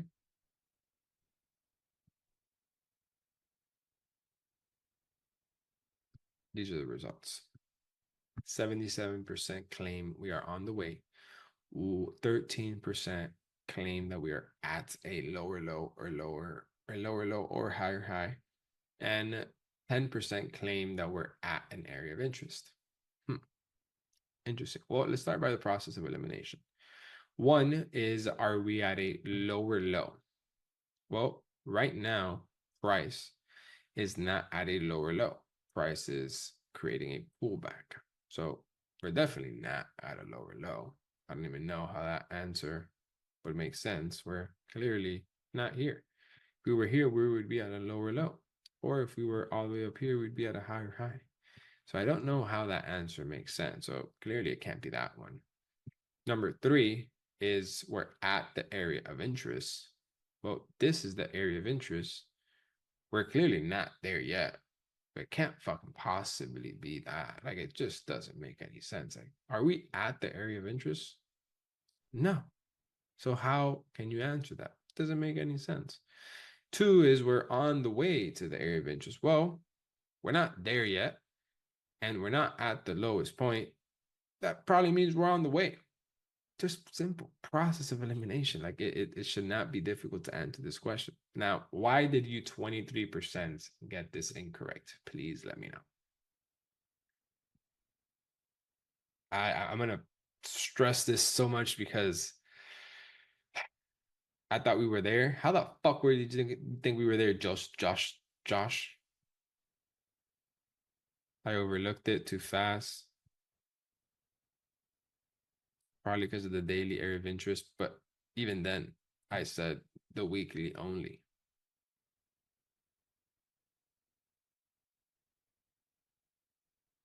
It wasn't clear what one, two, or three meant, but we already spoke about it.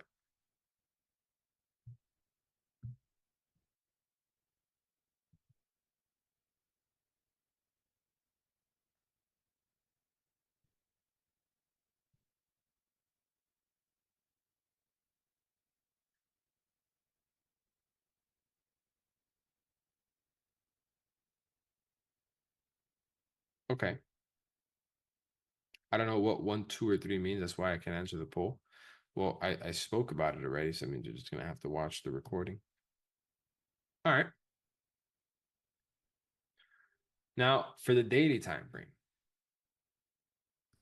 are we one, two, or three? Daily time frame, one, two, or three. And I'm gonna purposely leave it how we are right now. Look at it. Zoom into it. Make it one with yourself. Look at it.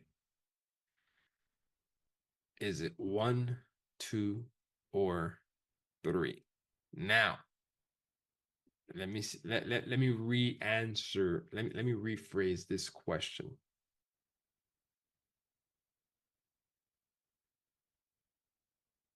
Because I can see people making a mistake.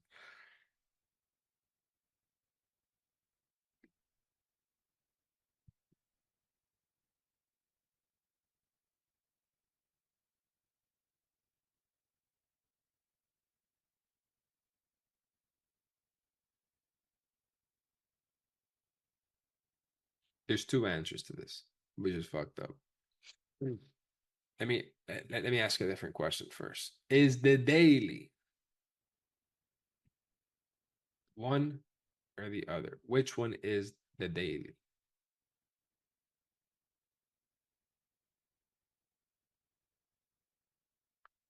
Okay. At least we could agree on this. Fair enough. Let's start off by that, right?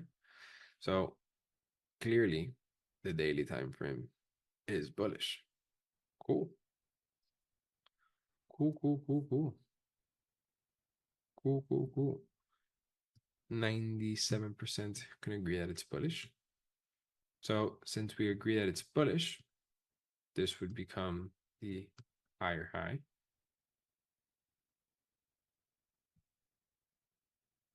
And this would become the higher low. Cool. All right. We understand that. Amazing. Love it, right? Simple, easy. Daily time frame is bullish.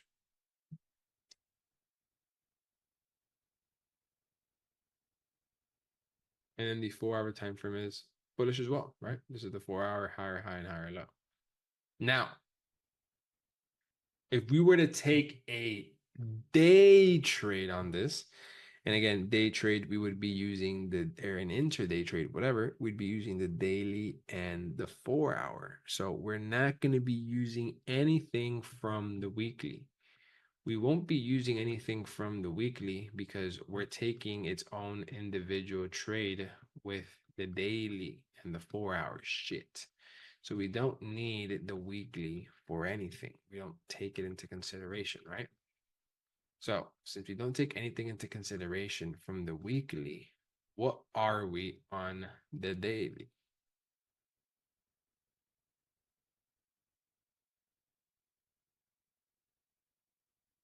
Cool. So this is where I guess some people don't hear me, right?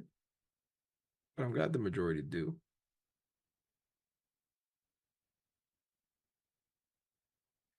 And again, these Zoom calls are like this. They're just going to be rinse and repeat, different scenarios, different possible. But I know you guys are filled with questions, and I get it.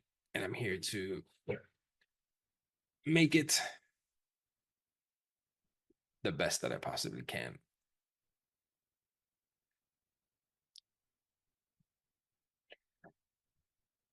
Everybody just click a button. Everybody vote. What's the worst that can happen? You can make a mistake. No one's gonna know other than yourself. And that's where you're gonna have to go and fix it. All right, cool. So these are the results. 77% put one, 15% put two, 8% put three. Now, why in the fuck would you put number three, right? Who did that? Who motherfucker put number three? Number three means we're at the area of interest. Even if we would be using the weekly, we're not at the weekly area of interest, and we're definitely not at the daily area of interest. Process of elimination. So to the people that put three, slap yourself right now. Chop your neck right now. Hold yourself accountable. You know what? This is what we did the last boot camp, but we're gonna do it in this one again. Every single time you make a mistake, you're gonna hold yourself accountable. Chop your fucking neck. Do it. It's just gonna hurt for like a second, dude. It's not a big deal. Even if you're a woman, chop your neck. Because you're gonna start holding yourself accountable for making these stupid mistakes. Even if you fat fingered it. You fat fingered it, chop your neck. I'm not dealing with this shit. Because you're gonna keep making mistakes and you're not gonna get better. I guarantee you chop your neck a couple times, you're not gonna want to make another mistake. You're gonna think twice about using a fat finger. You're gonna use your fucking pinky to fucking vote. Now, if you don't want to hold yourself accountable, well, that's up to you. That's how much you want to take. That's how serious you want to take your success. So trust me, I hold myself accountable to this point in my life. And at this type of success, if you're not there yet, there's no reason why you shouldn't. Don't think that you're too good to not hold yourself accountable. That's the most egotistical thing ever. So if you keep making these stupid mistakes, hold yourself accountable. Right? Two, we're on the way to the area of interest. So you're wrong. we are not on the way to the area of interest. I said, do not count anything from the motherfucking weekly. If you didn't know the weekly existed, how would we even know that we're on the way to the area of interest? You don't know, because clearly we are at a higher high on the daily time frame. So since you're on a daily time frame, you would have to realize that we're at a higher high. We're not on the way to this area of interest. So again, you made a mistake, fucking chop your neck, like literally, like. And if this side hurts, hit the other side. You're gonna start chopping your neck every single time you make a mistake. It's the only way to hold yourself accountable. All right, cool. So now we know that we have 2 time frames bullish and 1 time frame bearish. We know that we are almost, so this is the daily higher high. This is how it looks like in the market, right? Daily higher high and daily higher low. Let's just put it like right around here. So this is how the market looks like. This is how it looks like on the weekly. This is how it looks like on the daily. This is how it looks like on the 4-hour. So at this very moment, you know exactly where the market is. You know that the weekly is almost at the area of interest. You know that the daily, it had to shift to go bullish to make it to that area of interest. And you know the 4-hour had to shift for the daily to do it for the weekly. You understand that's a chain reaction. Whatever this market does, it did it for this one. And whatever this market does, it's doing it for this one. It's a domino effect. It's just more precise. Now, if this makes sense, say yes. If not, say no. You guys see how you know exactly where the market is. Even when you see it bullish, you know why it's bullish or where it's bullish. Or when it's bearish, you know where it's bearish and why it's bearish. You know, when this shifts bullish or bearish, it's because it's creating this pullback for this time frame right here. It's crazy, right? Perfect. So all this makes sense. Amazing. If you kind of had an aha moment right now, or you're like, oh fuck, like I didn't realize that. Because you're probably looking at the daily time frame with its own thing, but you weren't looking at it with the weekly, you weren't looking at the 4-hour in this. Like if you kind of just had like your small aha moment, you can say yes. If not, you can say no. You can be brutally honest. Okay. This is great for me. If this is not your aha moment, what is coming next will be your oh fuck moment.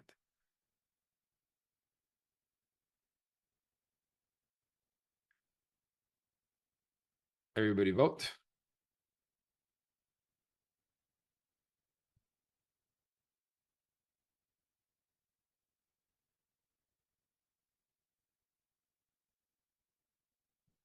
Okay, so 73% say yes, 27% say no. Hold that thought, 27%, which I fucking doubt it. You fat fingers. That's okay. We'll come back to it. So at this very moment, we've understood the basis of top-down analysis, which is understanding where the market is. All right, if the market is bullish on the daily and bullish on the 4-hour, why? Or what do we do with that information? Do we now take the day trade? Do we now wait for the little pullback to here? And then we then take the buy just up to here? Do we wait for the little pullback here to then the buy up to here? Like, what do we do with all this information, right? That's what, to me, the top-down analysis is to really understand where the market is and what's it doing and how is it doing it. So before I continue on with the next thing, if you guys have any questions regarding this and solely this is your moment.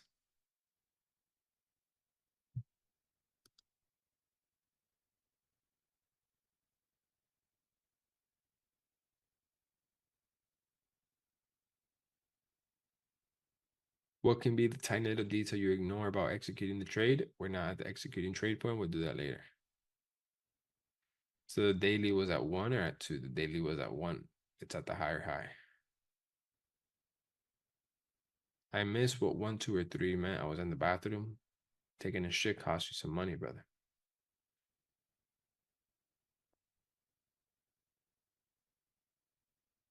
So to take all to take the trade, all time frames have to be at the area of interest? Yes or no? If the market weekly bullish, daily bearish, and all right, Austin, you're gonna have to watch the recording.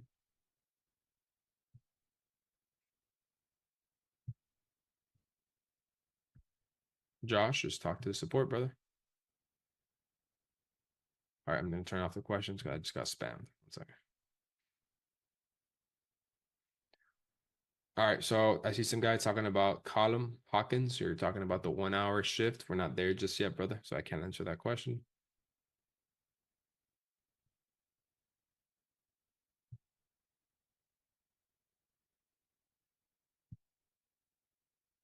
How often do you update the area of interest? Whenever we break through it or don't respect it.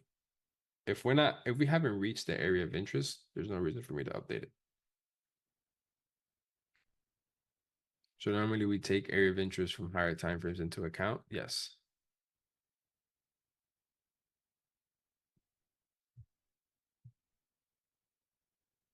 Correct me if I'm wrong. When the market comes back to the daily area of interest, we would be interested in buying here. Yes. What's stronger, 3 touches weekly or 6 touches daily? They're both completely different. You answered all my questions without even me asking a question. Amazing.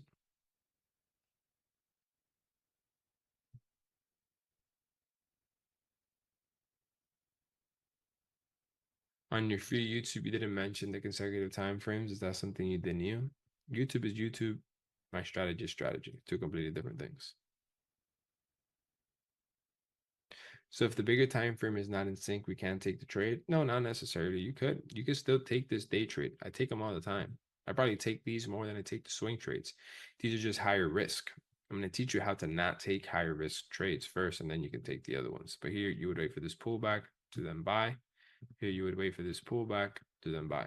You just got to get out before we get to that weekly area of interest because you know there's a big potential sell happening once price gets here. So you got to make sure you get out before you make it there.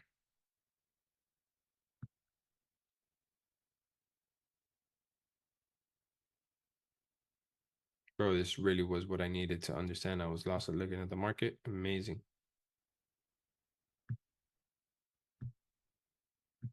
Bro, I can't believe you didn't. Okay, fire. This guy was like, bro, I can't believe I wasn't seeing the market like this before. It makes so much sense.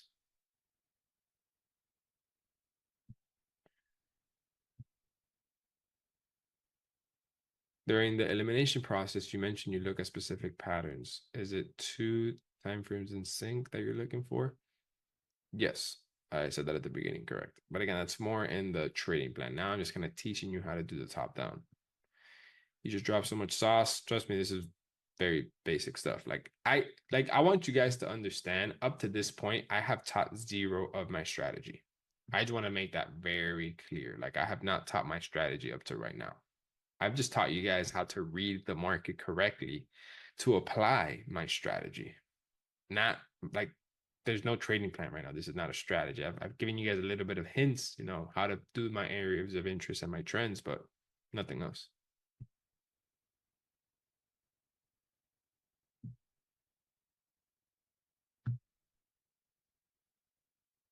Would you say every time frame affect each other from the top down? Yeah, of course. Can we go over it one more time? We're going to go over it now in the candlesticks. Don't you worry. So would you buy this market or wait for it at the area of interest on the weekly? That's where when the trade makes it to either or, I make a decision. Like I don't just buy it when it gets to an area. I have to wait for my entry signal. This is worth every penny. I'm glad.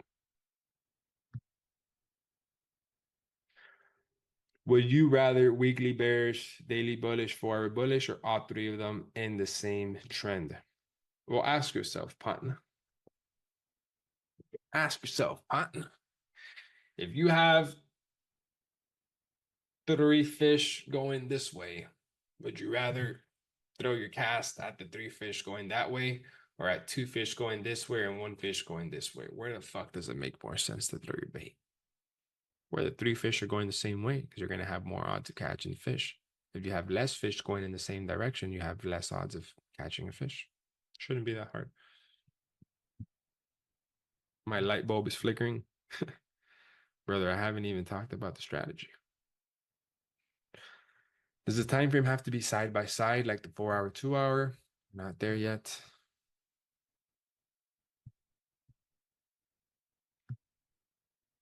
Bro, all the questions I had the first week, you're answering them now. Thanks for waiting, man. Thanks for stressing me out.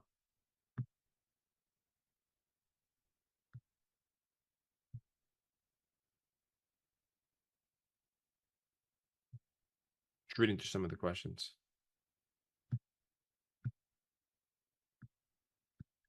Let me get a water bottle, guys. Give me a second.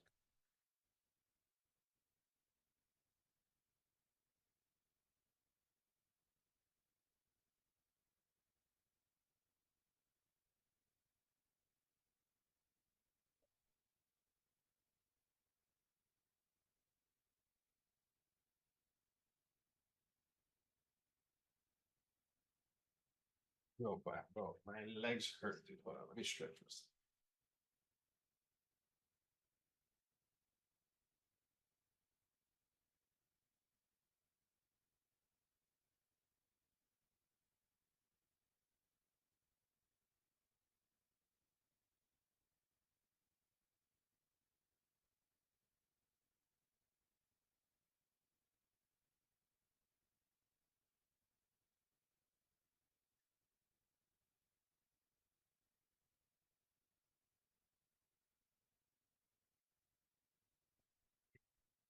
Okay, I'm back. Okay. Any more questions up to this right now?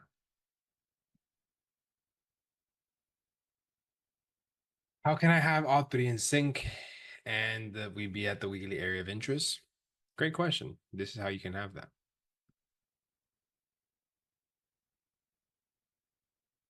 Boom. We're at the area of interest and now this is bearish. It's very easy. We have it all the time. Thank you, AJ. Thank you, AJ, for spamming that. Thank you. You're welcome. How does trading work for paying taxes? Brian, that has nothing to do with what we're talking about right now.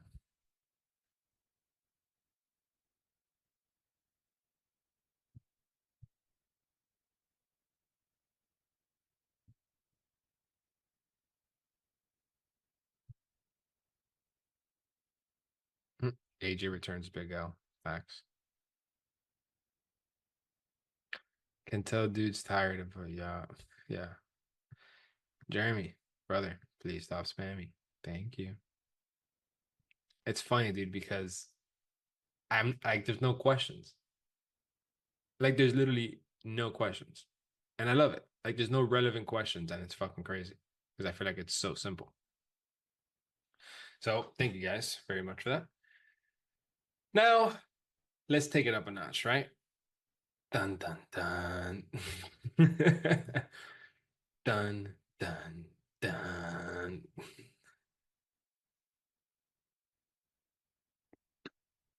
Why do I eat so much shit, bro? All right, cool. Ready? Dun, dun, dun.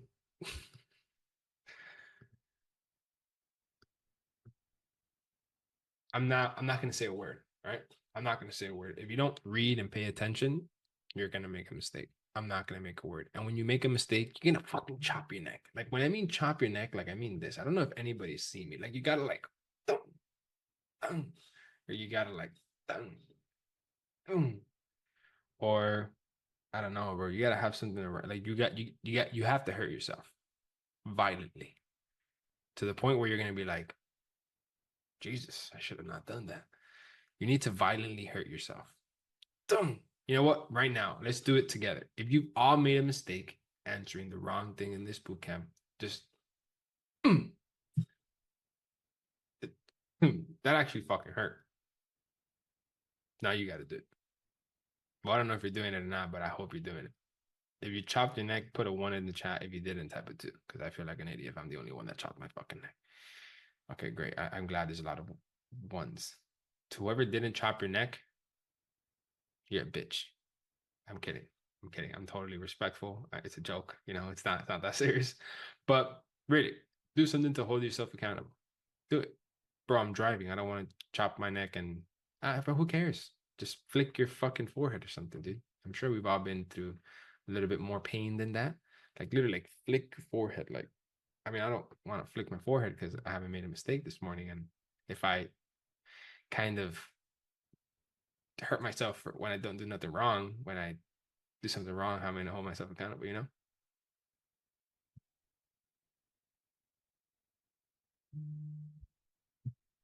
Liquor bean, this guy. All right, cool. All right, let me share. I'm a Starbucks, bro. Who cares, man? Like, who cares? Who cares where you are? Does anybody at Starbucks give a shit what you're doing or what you're watching right now? No, not at all. No one cares. Everyone's in their own world. Someone right now is probably listening to music in that Starbucks. Someone's probably just on their computer, and you're just gonna be the guy chopping their neck. No one's gonna tell you anything, bro. It's not a big deal. All right, cool. So this is where you guys are about to really start chopping your neck. So don't do it that much because you're about to really hurt yourself right now. I will not be saying a word until we complete this top-down analysis. So if you are ready for this, put a 1 in the chat. If not, put a 2. I just passed out after chopping my neck. Stop lying, son. Stop lying. All right, cool. So I am not going to say a word. I'm just going to do the poll. And after I do the poll, you are going to just answer it for yourself. So I'm going to turn off the chat and you guys are going to do this by yourselves. I'm going to give each poll 1 full minute for everybody to fill it out, right? So turning off the chat.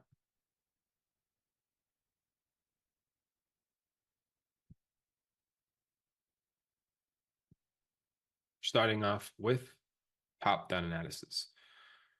What is the first step? No, I'm not even going to say it.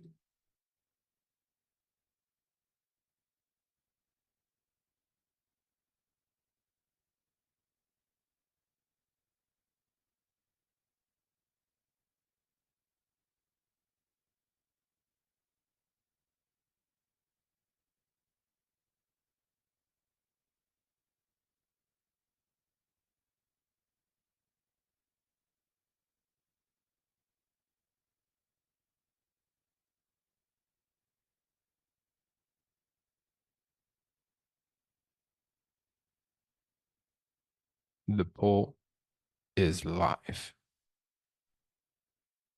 1 minute on the clock.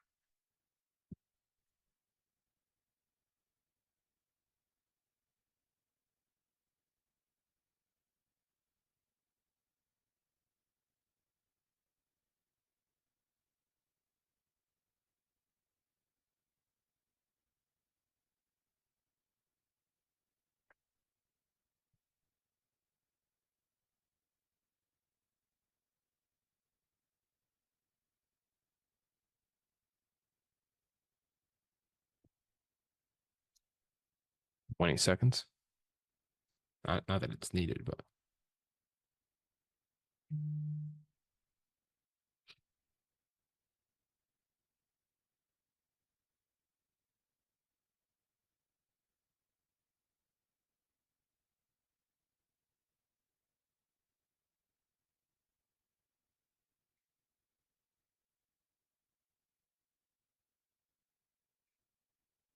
cool. I guess the first thing we got to do is the trend. All right, cool. Cool, cool, cool, cool.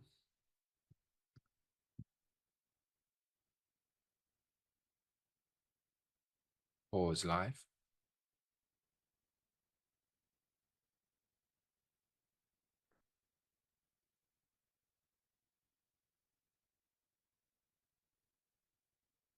Mhm.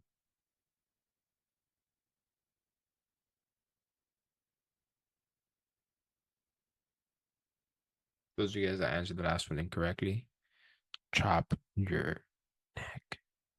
Even if you fat fingered it, it's your fat finger's fault. You might go take a trade, you might fat finger it, and you might click the buy instead of the sell button, or you might click the sell instead of the buy button. So chop your neck. 20 seconds left.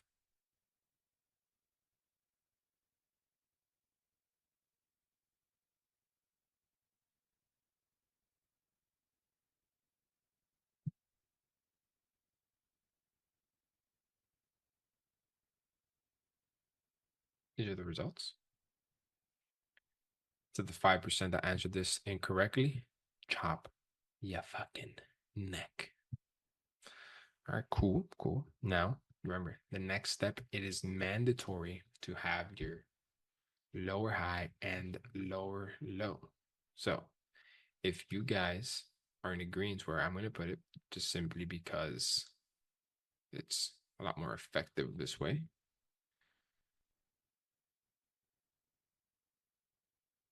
Just say yes or no. Yes or no. Oof.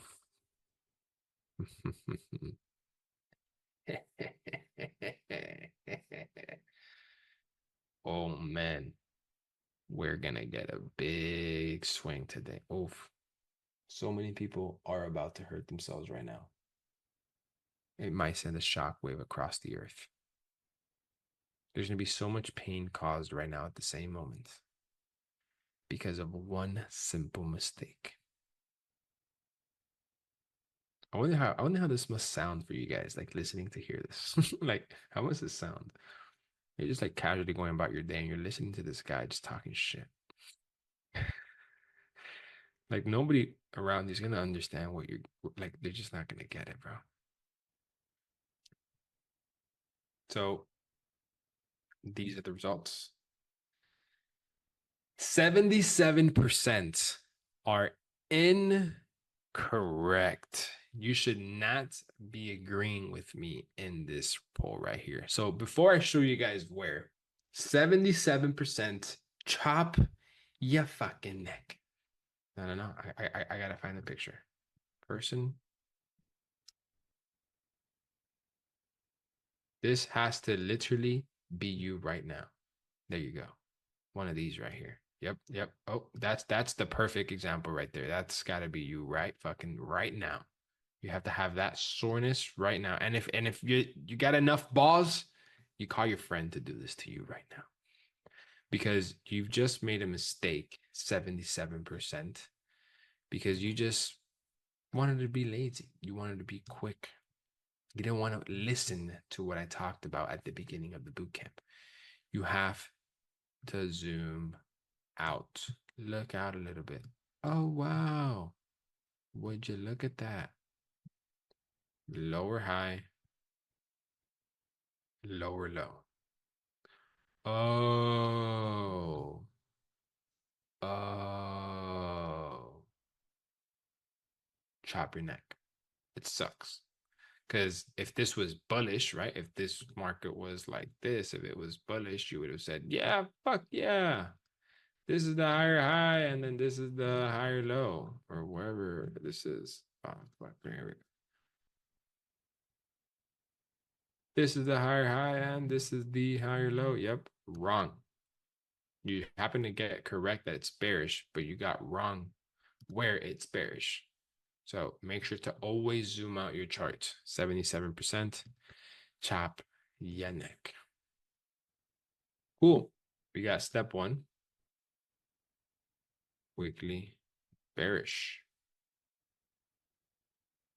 I don't know if I'm sharing the results. I think I have. There you go. 77% incorrect.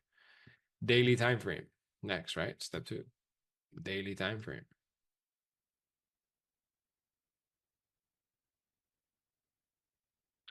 Go ahead and fill out this pool.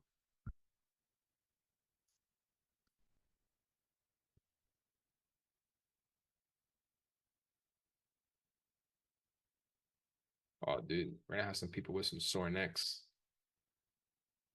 Get it? No, did he? Get it?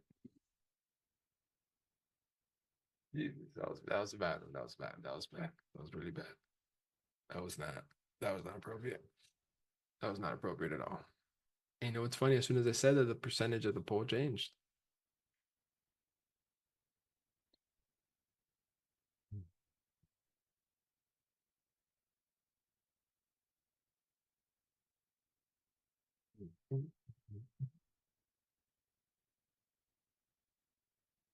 These are the results.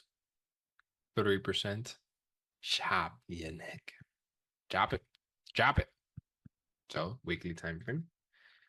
is technically, I mean, daily time frame is technically bearish as well. Cool. Cool, cool, cool. This is the lower high, and this is the lower low. If you guys agree with me, say yes. If not, say no.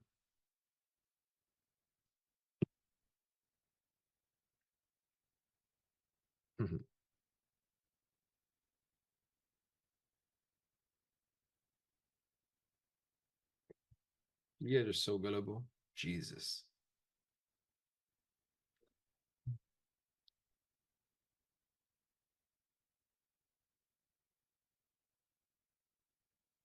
30 more seconds on the clock. Remember what you put is you're gonna chop in. A lot of people about to chop the neck again. A lot of people. So many people. Not sadly at all. I don't feel bad at all. If you really chopping your neck, send me a video on Instagram of you chopping your neck so I believe it. If you're really holding yourself accountable. I gotta see it. I gotta see it. Because this is crazy. Here are the results. 34% agree with me and 66% don't. The correct answer is you should not be agreeing with me, because if this is the lower low and this is what I claim to be the lower high, you're supposed to be a adult and fact checked me. Cool. This is the head of the snake. What you're saying is that this snake is not going to count this as structure. It's just going to go all the way through here without going through that. That is damn near impossible for a snake to make it through there without having to turn through here first. So this is the actual lower high right here, because it had to come through this point to then make it up to this point. So this is the lower high. Once again, if you're wrong, chop your neck. Like, you're just holding yourself back at this point, because like we should have already been at the area of interest part, but you are marking off the basics of the lower high and lower low incorrectly. You're supposed to always do this correctly. Let's actually make it a little bit less thick.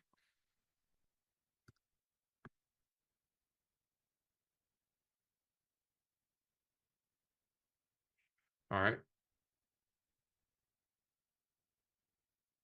4-hour time frame. Are we bullish or are we bearish? Take your time before I even open the poll. I don't want you to continue to hurt yourself.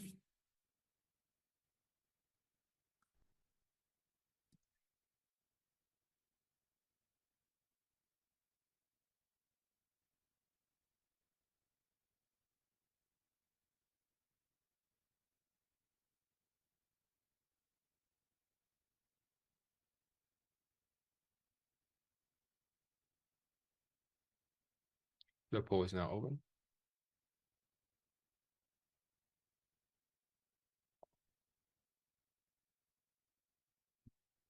A lot of fat fingers in here.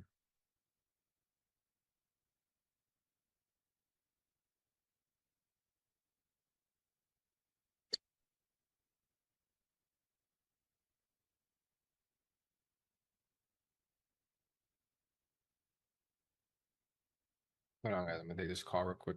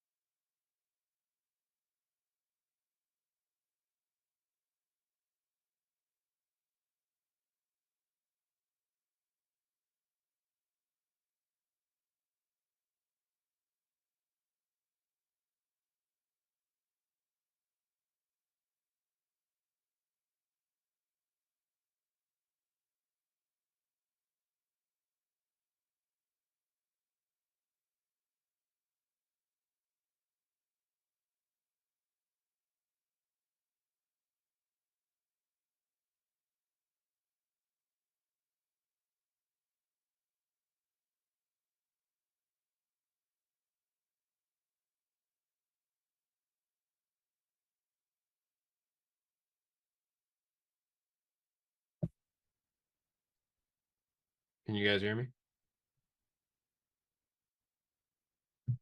Okay. Thank you guys. Thank you. These are the results. 5%, chop your neck. Chop your neck right now. Right now. Now, is this the lower high? And is this the lower low?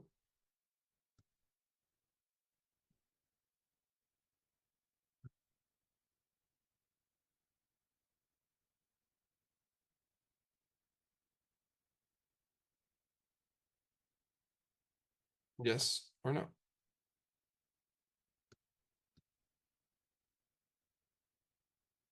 Wow.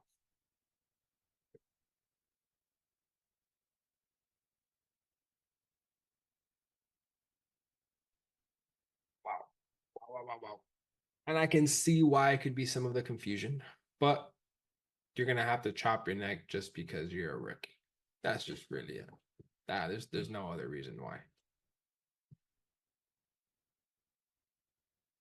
Some of you guys overcomplicated a little bit, and it's okay. It's okay. It's okay. It's okay. You have 25 seconds.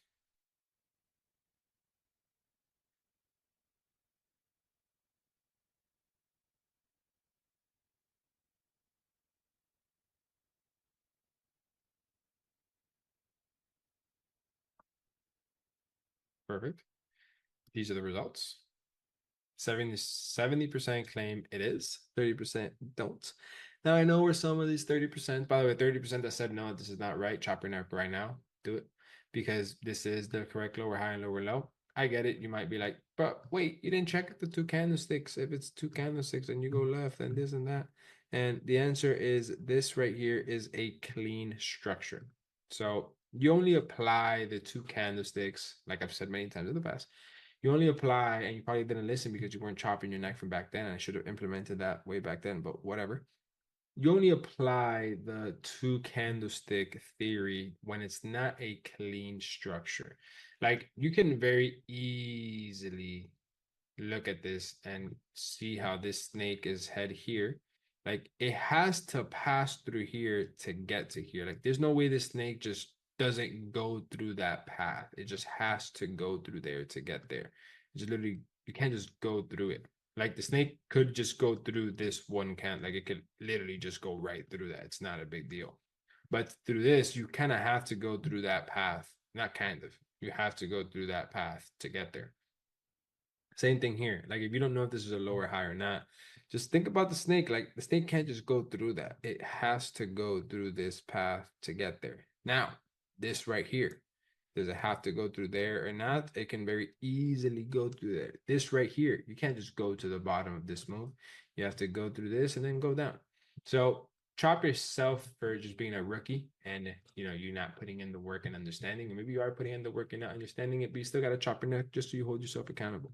It's part of the game. But this is the correct answer. This is the lower high and this is the lower low. You only apply the two candlestick theory when it's not clean. When it's clean, it's clean. When it looks like structure, it looks like structure. How do you define clean? How do you not define clean? Time is the only thing that's going to let you define that. Cool. So now we have 3 time frames in sync. Amazing. 4-hour is bearish. Sick, right? Sick. Now that we understand that, we're going to now go back to the next step. So what is the next step? By the way, you can see it right here in real time. You can see where the daily lower high is, and you can see where the daily lower low is. So this is the daily lower high, 4-hour lower high and lower low. That's how it looks like on the daily. That's how it looks like on the weekly. You can literally see it, which is the beauty of these different types of top-down analysis.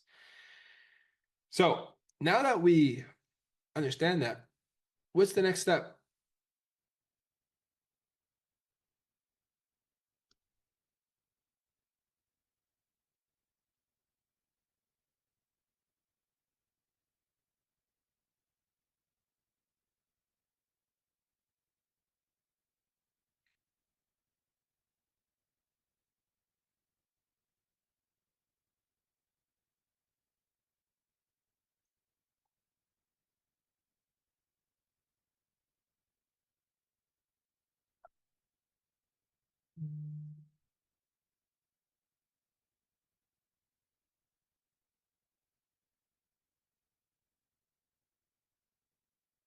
15 seconds left.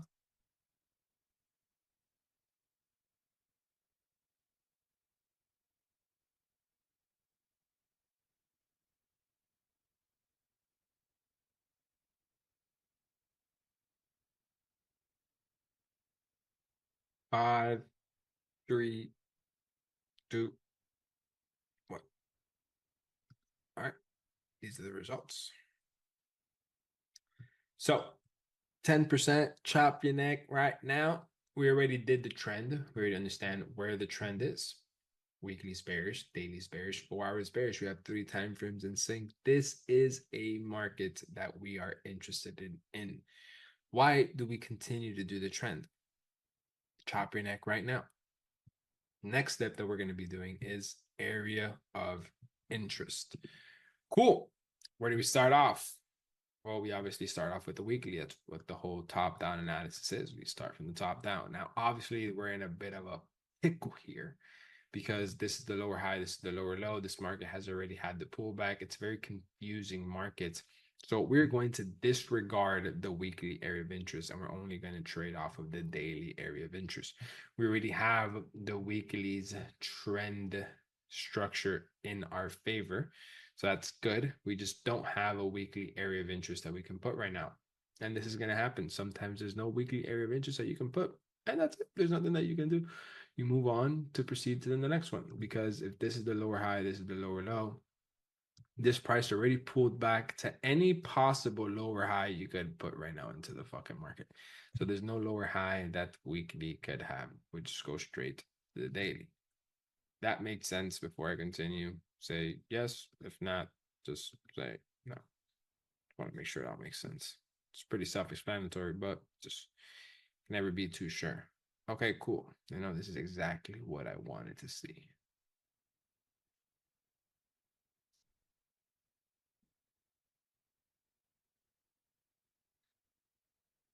These are the results. 10% don't understand.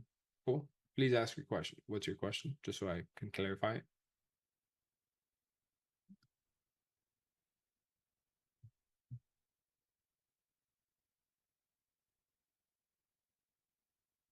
What is considered previous structure? So, Skylar, you're a little ahead of yourself. You're seeing my notes, and you shouldn't be asking questions about that because we're not there just yet. Can you say it again? There is a weekly area of interest. Yeah, we already hit it. Can you repeat it? Okay, so I guess what people just need is for me to repeat it and explain why there's no weekly area of interest.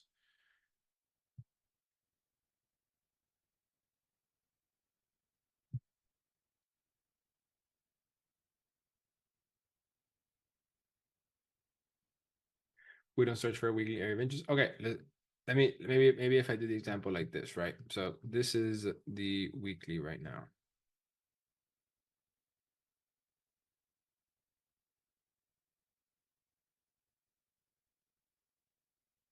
This is what the weekly looks like right now.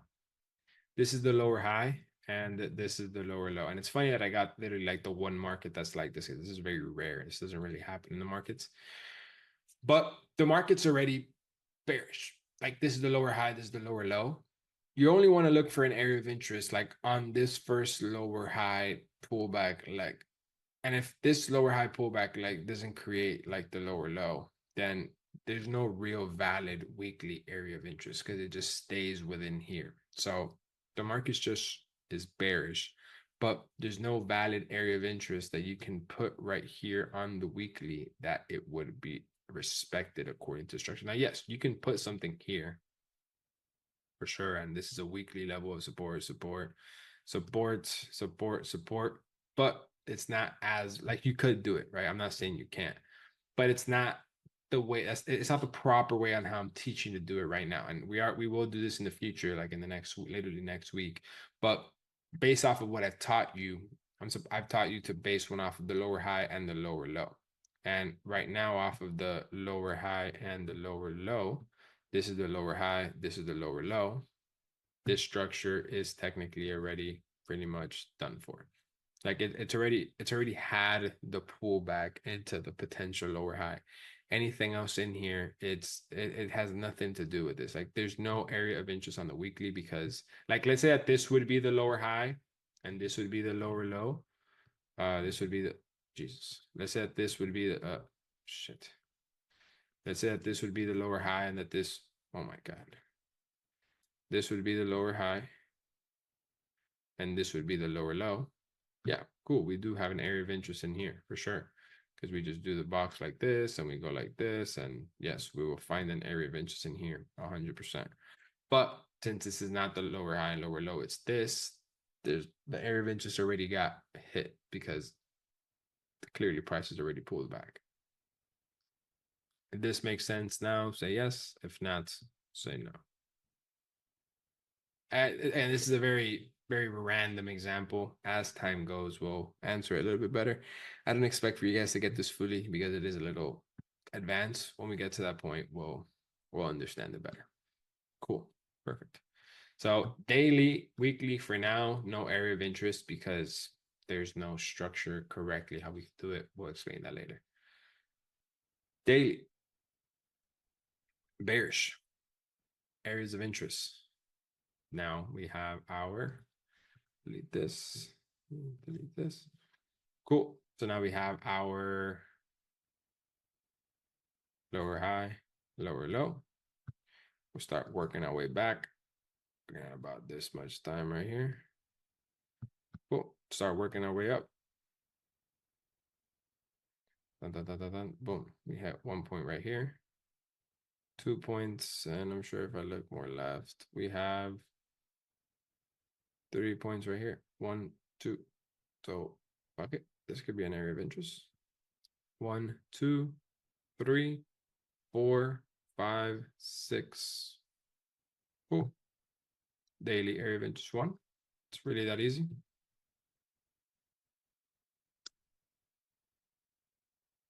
Let's do it all over again.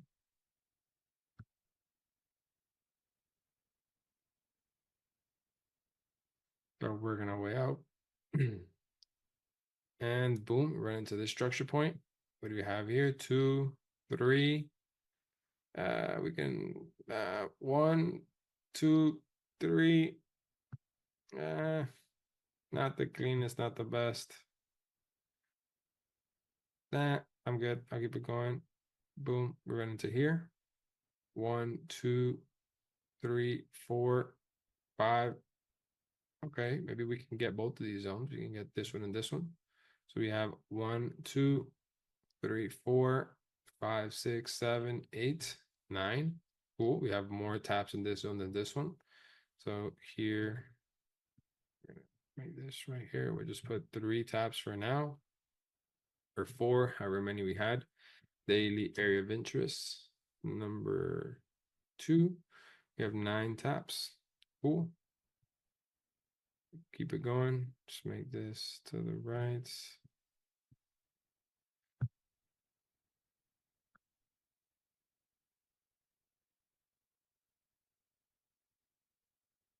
Keep working our way up, working our way up, working our way up. Boom, we hit this spot right here. We have 1, 2,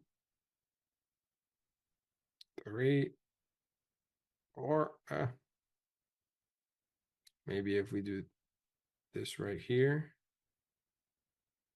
we can have 1, 2, 3, 4, 5, 6, 7, 8, 9. Okay, fuck it.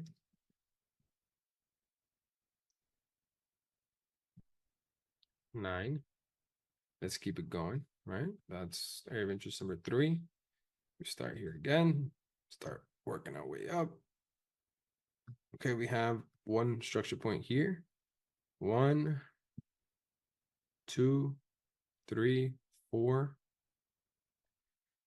Maybe if we kind of do something like this, 1, 2, 3, 4, 5, 6, 7, 8, 9, 10, 11, 12, 13.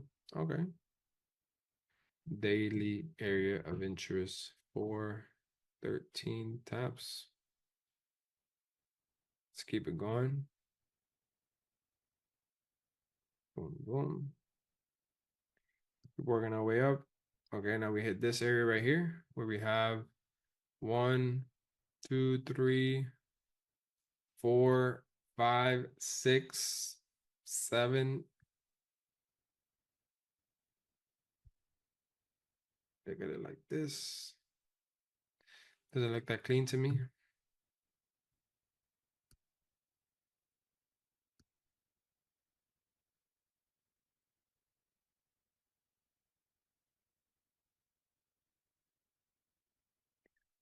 One, two, three, 4, 5, 6, 7, 8, 9, 10, kind of 11. Okay, fine.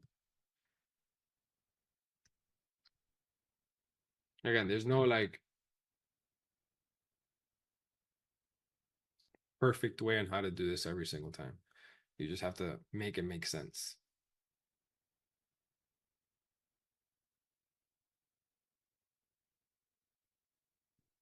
Start from down up, and now we're up here. So now up here we have this kind of 1,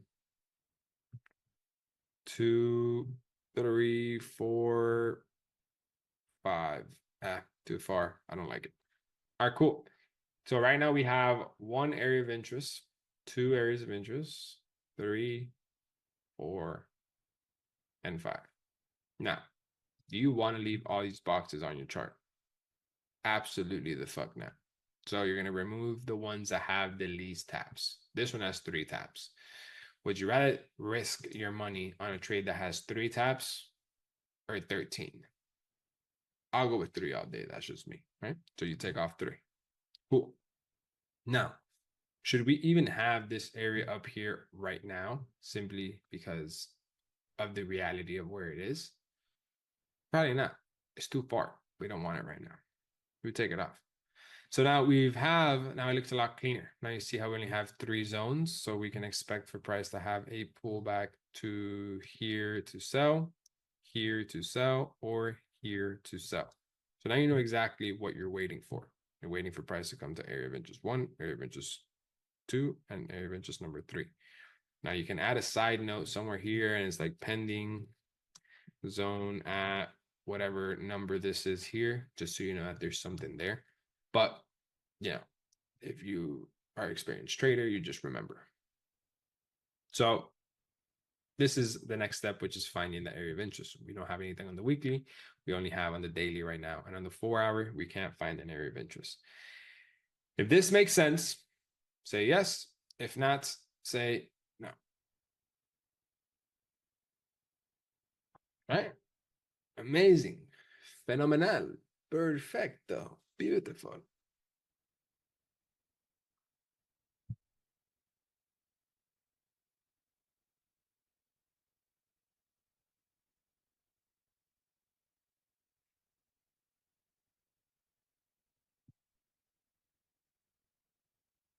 Some more seconds. Whoa, not like anything would change, but yes, these are the results. 99% saying that they understand, which is perfect. Cool. Now comes the next step, which is the hardest part, which is round psychological. Box in the middle. Oh, what do we have here? 65,000. Boom, 65,000 right in the middle of there. Here, what do we have? 65.5. Boom, 65,500. What do we have here? Oh, 66. Boom. 3 round psychological levels in each key area of interest. There you go. There you have your area of interest set with your round psychological level. Now, I have a question for you, right? Are we, right? Let me just, so you can see the price action. Are we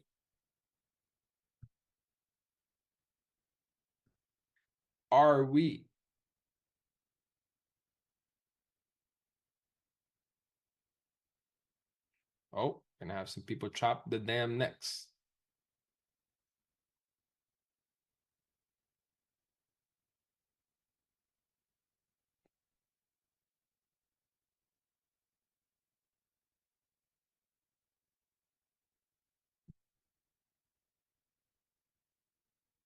15 seconds.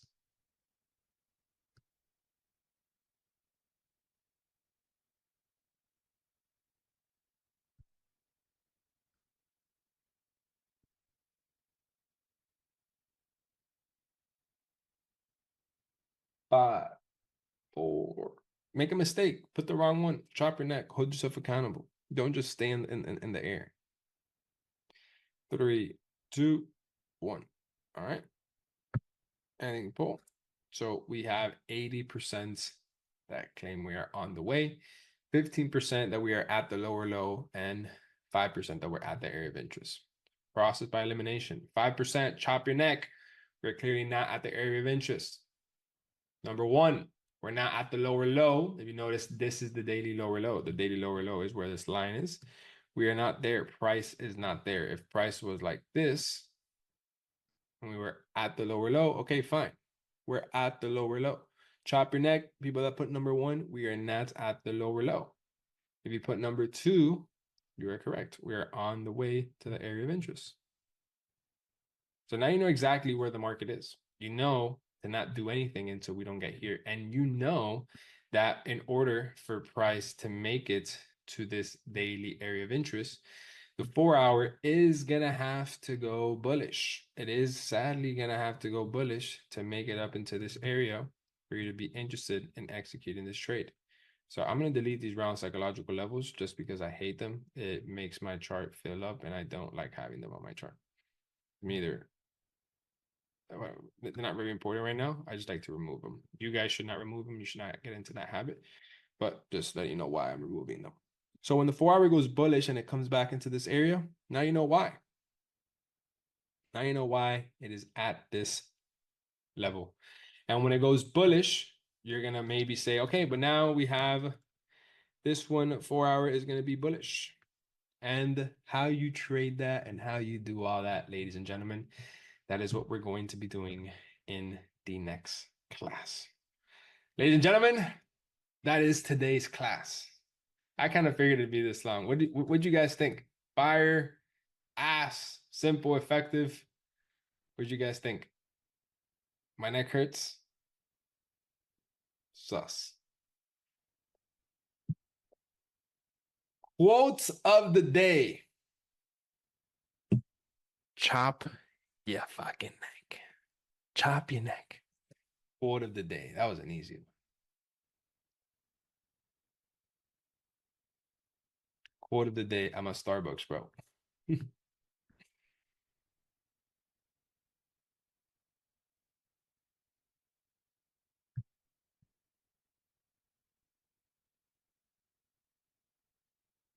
I understand it, but I think it's better if I see the video. Trust me. Trust me, once you watch the recordings, you're going to get everything perfect. Oh, dude, this is all I needed to understand. I can stop the boot camp now. No, no, no, no. Trust me, we still have so much more to go. You do not want to stop the boot camp now. Please don't. We have so much more to go. Trust me.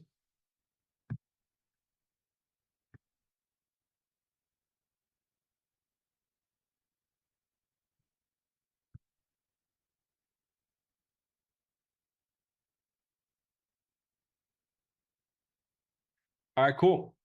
So if you guys understand everything up to this point, say a yes in the chat.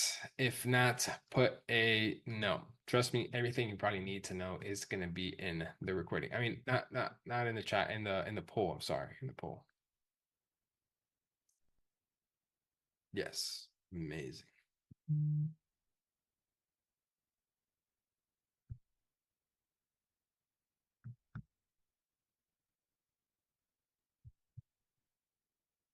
Amazing. These are the results I wanted to see. 99% understand. Ladies and gentlemen, thank you very much for being part of today's class, one of the longer classes. Make sure to pull it tomorrow, 4 p.m. EST. Watch this recording. I cannot stress to you how important this recording is. This is going to be probably the most important recording to be ready for the next step. Trust me, you're going to want to watch this as many times as you possibly can. I know it's 3 hours and I know it's actually long. And trust me, good things take time. And I would much rather watch a 3 hour Zoom call 10 times than have 10 months of constantly losing in the markets. So, ladies and gentlemen, thank you very much for being part of today's class. Make sure to watch this recording, and I will see you guys tomorrow, 4 p.m. EST. Quote of the day, chop your neck. See you guys tomorrow. Set and fucking forget.